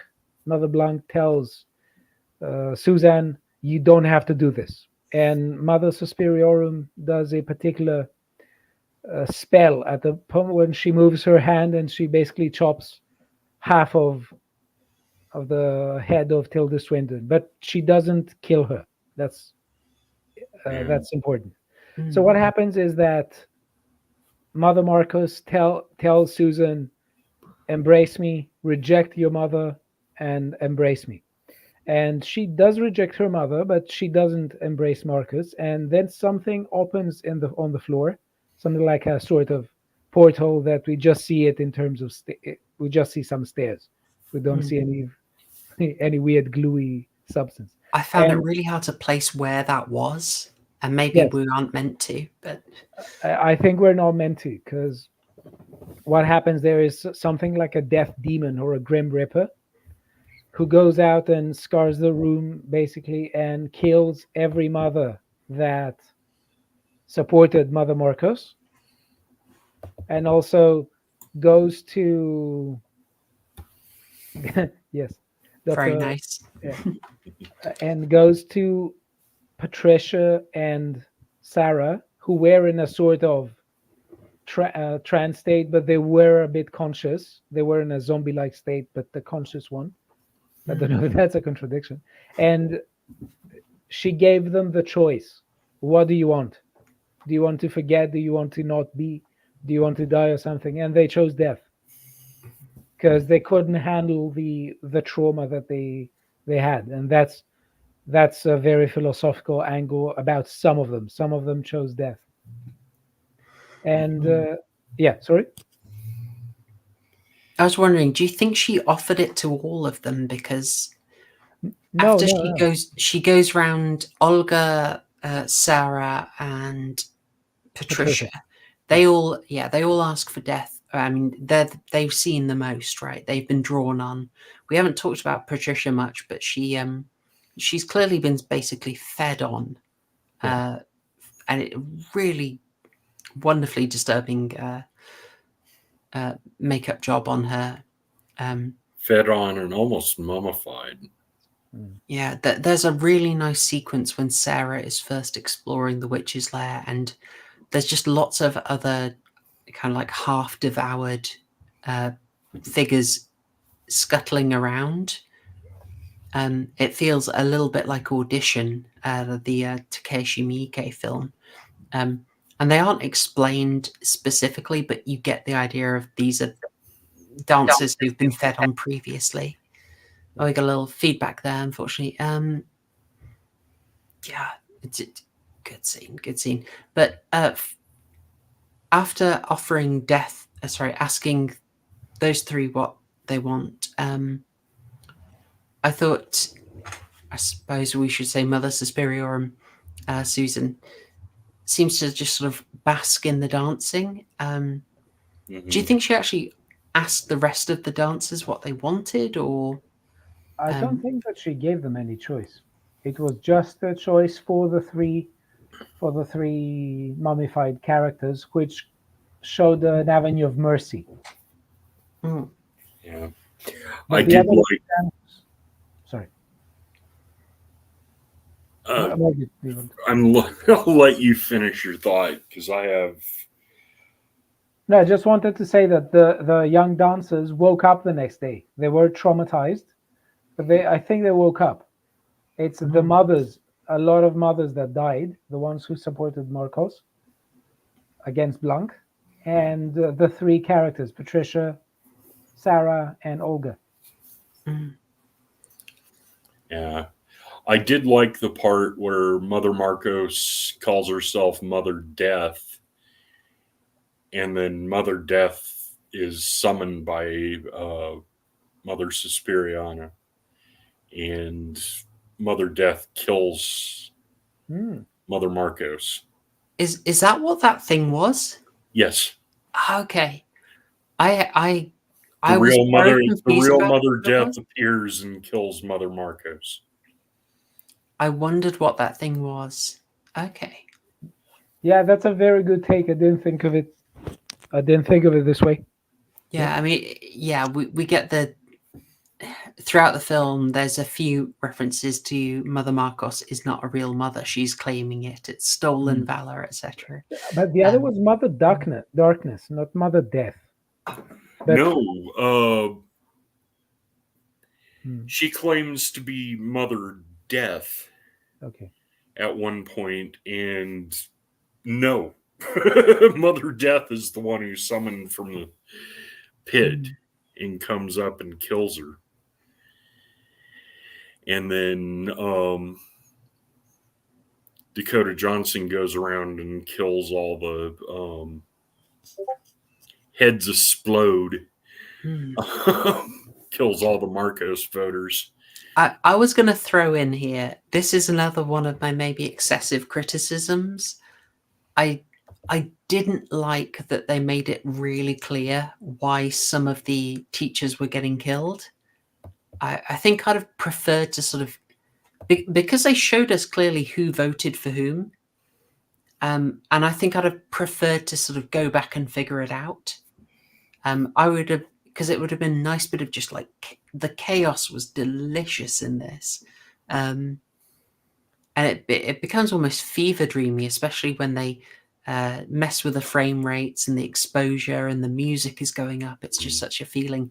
I didn't like it being cut in with the explanation of why those particular teachers were being killed.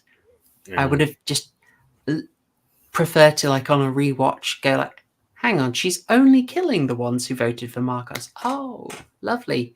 You know, that sort of thing.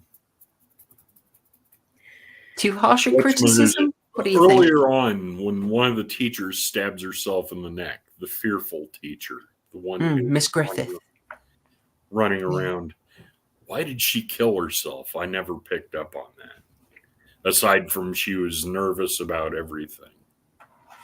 Was that explained at all? No, I don't have a super strong take on that. I know the one you mean. That was one of the ones I sort of wasn't going to cover in the summary. It's a kind of detail that you can. It doesn't seem to have any impact on the plot, but I feel it's like an intensifier. It tells you a little bit about how the witches are sort of pawns themselves in the sort of Marcos Blanc faction struggle. Or she could just develop a consciousness, or at some point. That's fair, or that she feared the whole confrontation. She's shown, I mean, she's quite a good mystery. Her name is Madam Griffith, if people want to pay attention to her. She seemed particularly watching Susan from the start.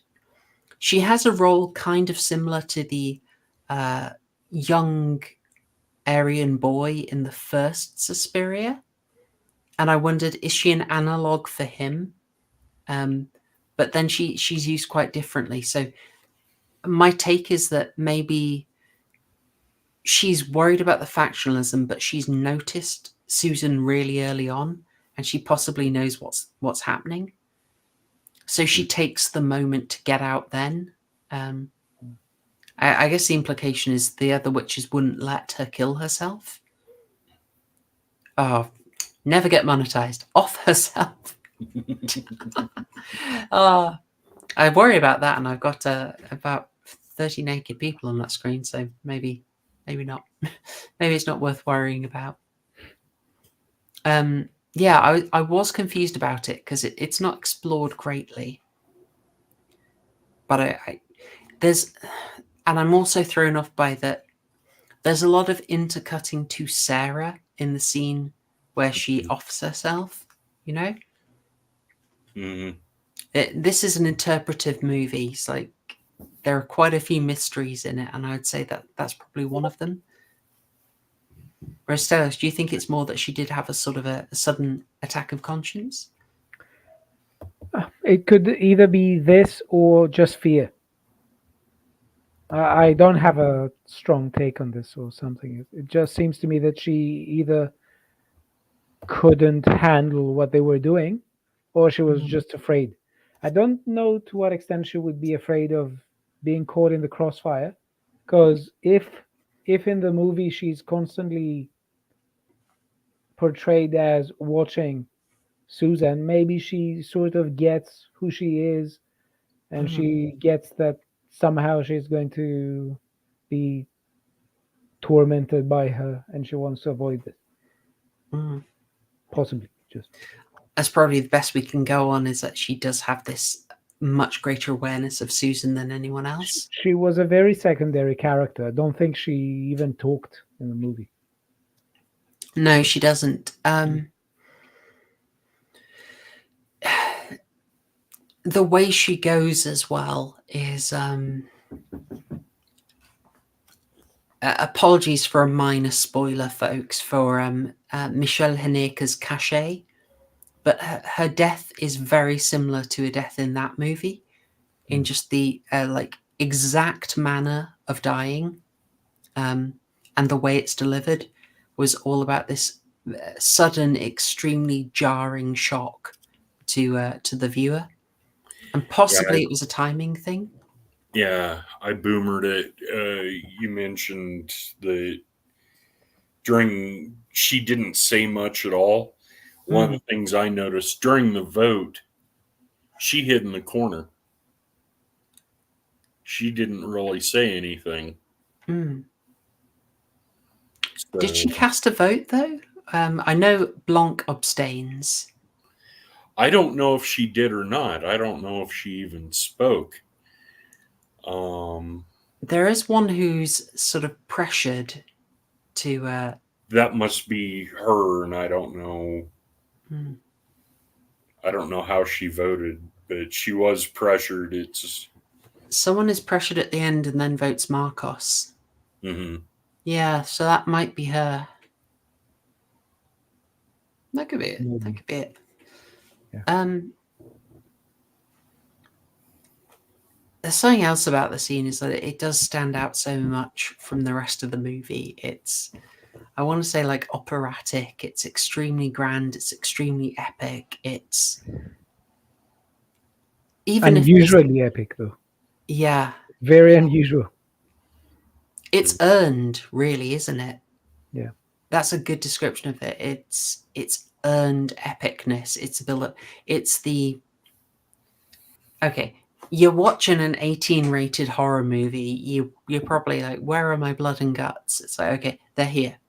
They're in this scene. Are you happy? Heads are exploding everywhere. All right. Someone's disemboweled. All right. You happy? But it's the way it's delivered still retains this uniqueness that just really stops it falling into a trope. And it Mother just Marcos is basically a mutant troll at this point. Just that makeup is awesome. so wonderfully disgusting and just I love it. It's such a weird scene, and they go into it absolutely straight faced, and it has a conviction that really credits to it because they don't play it safe. Yeah, they probably lose a few things. Lose a certain amount of the audience by being so atypical.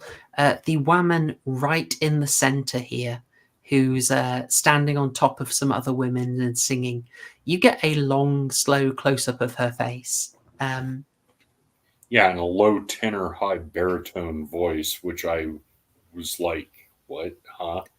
It's an extremely odd shot, but the film is committed to it. It kind of reminds me of quite a few shots in Midsommar where they are unafraid to be unusual and risk losing the audience. Yeah. Which was very interesting. Just really small parenthesis. What I found really interesting about Midsommar was that it wasn't at all dark. That was very unusual. Yeah. Because usually in most horror movies, it's a very dark setting. But yeah, but close parenthesis because we're talking about another movie. True. Yeah. Yeah. It's great stuff. It's great stuff. I think there's also something in the fact that the coven is almost uniformly very old women. Yeah.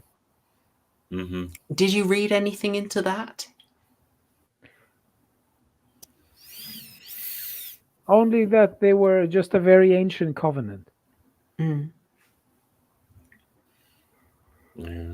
Yeah, I'll go for that. It's a Do you coven think- that is eschewing a kind of typical.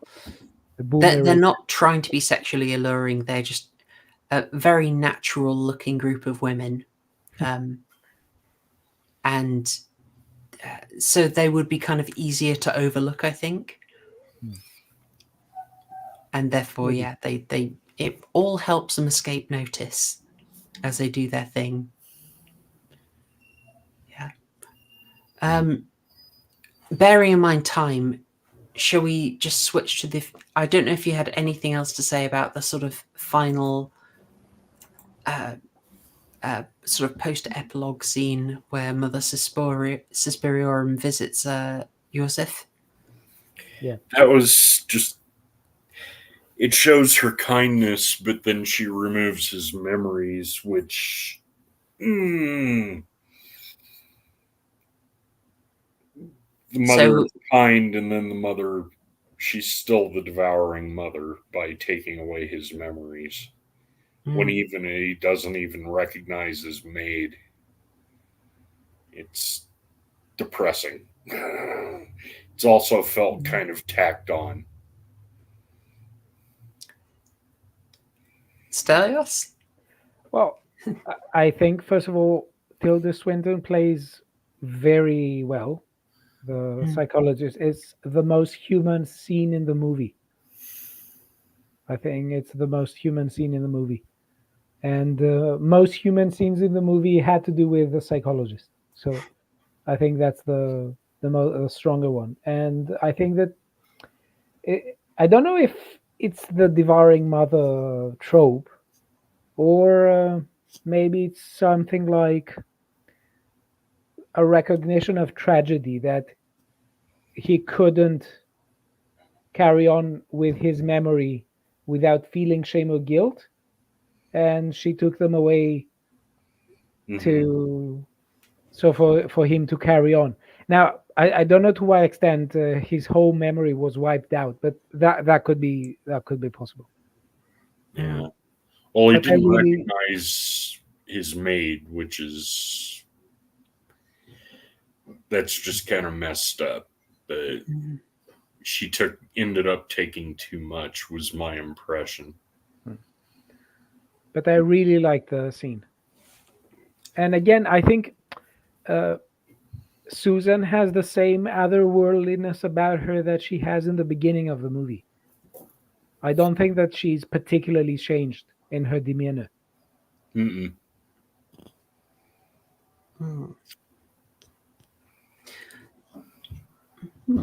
I just want to rewatch it again and sort of pay attention to her in the beginning now, because you've changed how I thought about when she becomes Mother Suspiriorum. I think you're convincing me. Okay. Nice. Yeah, about this. I mean, it's rare for a horror film to hit you in the feelings this much, and I can only submit something like All'Orfanato or, gosh, Mulholland Drive as ones which have that emotional impact. In this, I think it's that contrast. The starting scene with Chloe Grace Moretz and Clem and Tilda Swinton here as Klemperer. Chloe Grace Moretz is having this big trauma, this big emotional thing, and is all emotional energy. And Klemperer goes into psychologist mode, sits behind a desk, and is so calm and reserved and methodical, and is just emotionally distanced. And after everything in this film, he's sort of kept it all locked, and he's now engaging with his trauma. And now he's dropped any pretense, and he gets to be vulnerable. He gets to engage with it truly. It's a massive character arc. It's beautifully done. I think that's why it gets to be so effective, that he can actually engage with it. Thank you, Adam Loves Horror, sending $2. Super Nanny's watching and wagging her finger, saying she kept the count. 1, 2, 3, 1, 2, 3. Why couldn't we keep time? What can we do? Thoroughly agree with the message. Yes, like and subscribe, everyone. Yes, all the liking. Do all that thing. You know how it goes. Thanks again, Adam. Very much appreciated. It's a well-earned payoff to an emotional arc. I feel a tiny bit weird about why we get this focus, this almost exception made by Mother Suspiriorum for Klemperer, given his history, and I feel it may be a little bit of boomer truth sneaking into the film, and it rankles because it's such a wonderful emotional scene. They are recounting real events. I just looked up. I mean, they give you a few names you can look up: Theresienstadt and Bürger. So the stuff they talk about is documented on Wikipedia if you want to look that up. So they chose a specific event to reference. Would Mother Suspiria be as diverted, as willing to make an exception for that event, given its exceptional role in our own culture? Viewer, decide for yourself. I don't know. It's a beautiful scene. And I wouldn't let that soil the movie for you if you happen to disagree with it, because it's all told so well, and bittersweet as well, you know. But I really liked your interpretation, Stelios, when you said it's moving past these memories. That literally enables us to time jump to what I assume is modern day at the very end. But no, there's still that little mark left. There is still a little piece of them. It's extremely touching. Yeah. Wish you would have had a better shot of it, because the end shot, as Stelios said, it's spring and the color is vibrant and modern. It feels nice compared to the rest of the film. Yes. Yeah.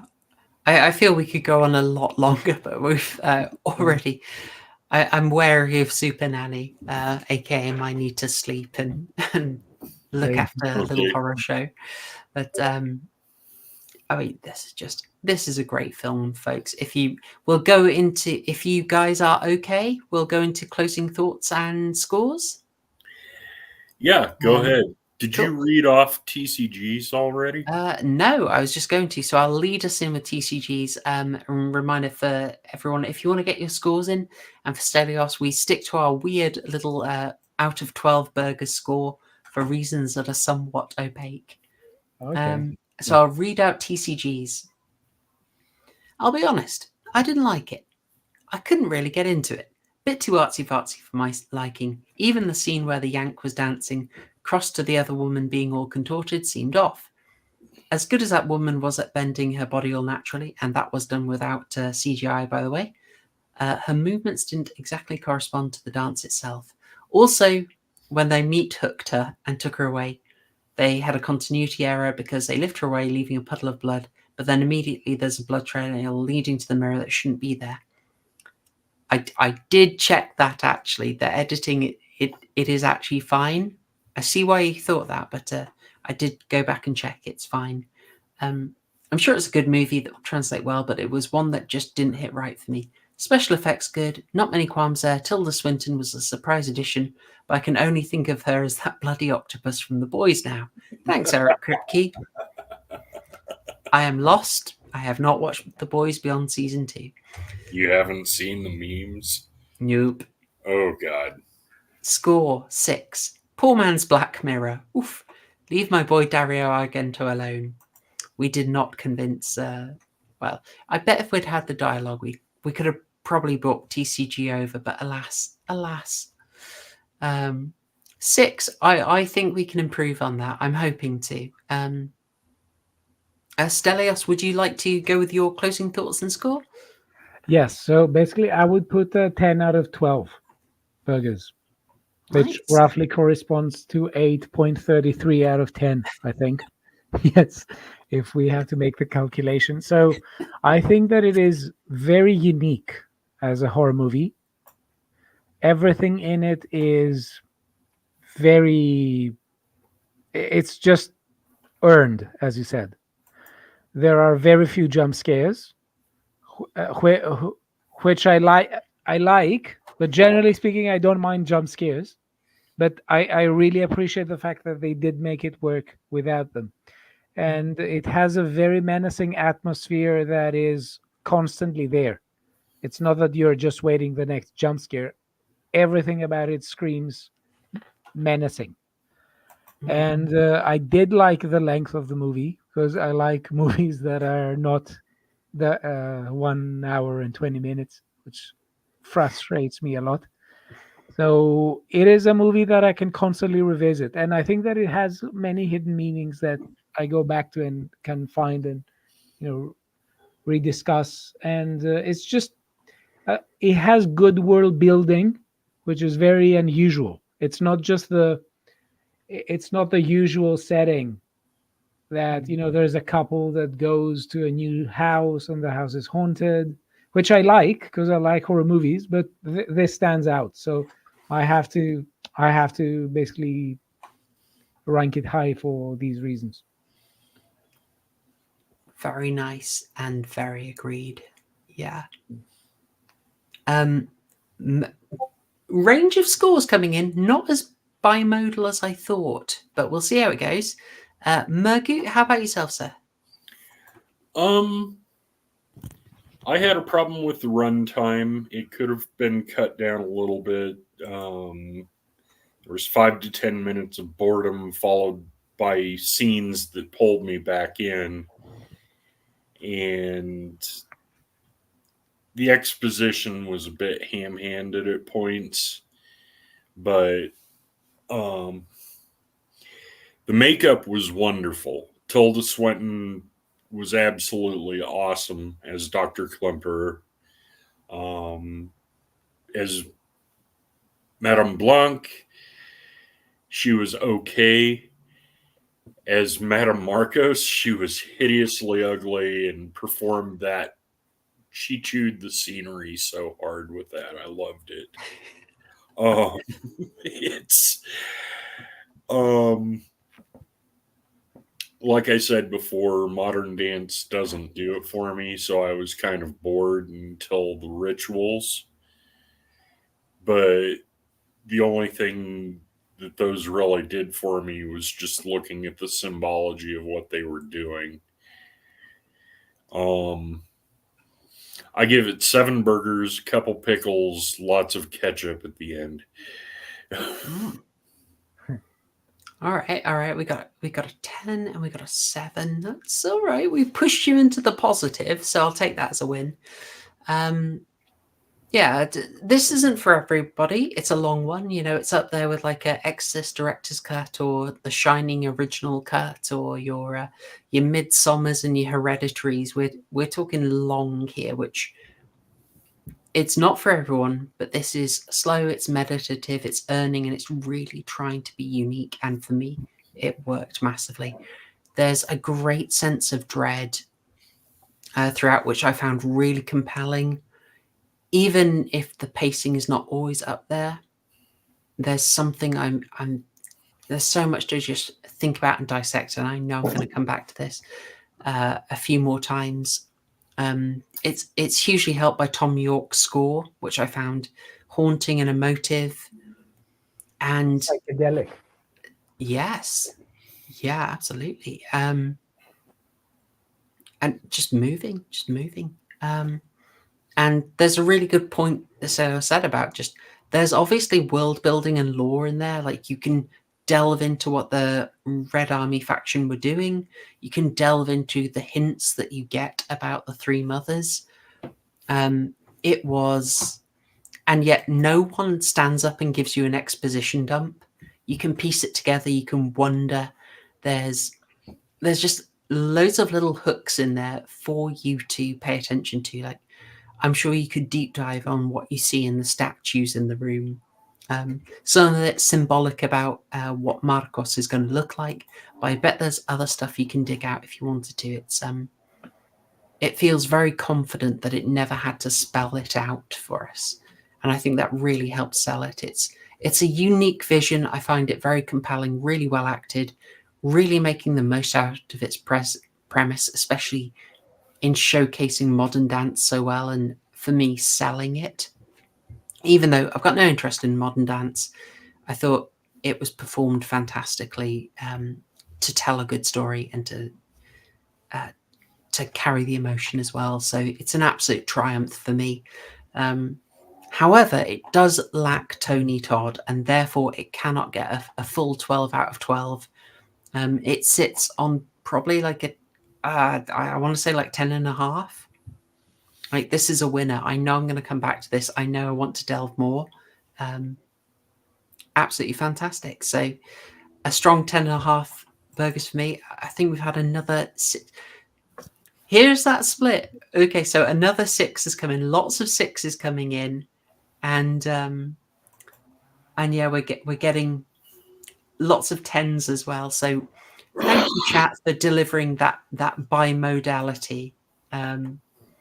Yes. That's kind of bimodal distribution of scores that I was hoping for with something like this.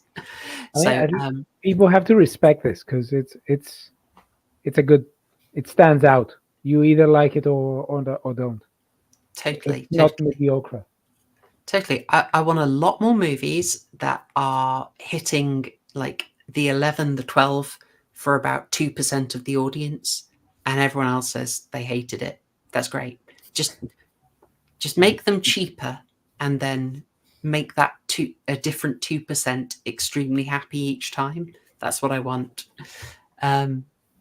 Yeah, but with that said, we should probably draw things to a close. I know it's a work night. Stelios, I really appreciate you being on for a stream that. Sorry, we overran. It's too good a film. It is. Yeah. It's too good a film. Folks, thank you again for keeping it lively. Thank you very much to my guests. Their links are in the description. Follow Mergoot. Go on Lotus Eaters. Show your support for Stelios. So you know you got a $5. Go on, sign up. Say Stelios won you over. And thank you very much. Patrick Batman with a last-minute super chat. You got in just before we closed for Super Nanny. Thank you very much, sending £5. And I've got some more horror shorts for you. I'll post them in the comments. A good one is The Chair by That's a Bad Idea on YouTube. Absolutely, Patrick. Please do. Please do. We definitely want to get back to more horror shorts, because I really love doing those.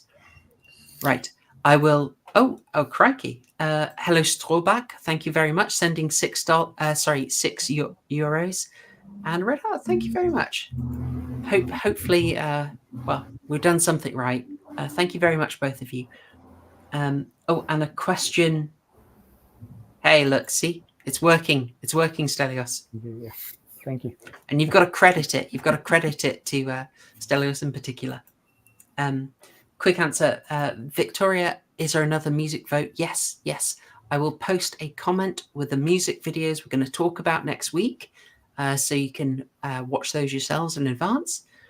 And John Goris asking about the horror homework. It is going to be Curse of Frankenstein 1958 from Hammer Studios, because we're starting a Hammer arc. And YouTube members have saved us from the horror and the erotic arc for one more month. So yeah, give Curse of Frankenstein 1958 a watch. I think you'll be pleasantly surprised. And apologies, I think that is everything. So thank you very much, Mergoot and Stelios. Thank you. And just absolute pleasure. Thank you so much for going. Stelios, we talked about this for ages. I'm so glad we made this happen. Same. All right. Chat, it's been fun. Thank you so much. You've been generous. I hope you've enjoyed it. You've got your horror homework.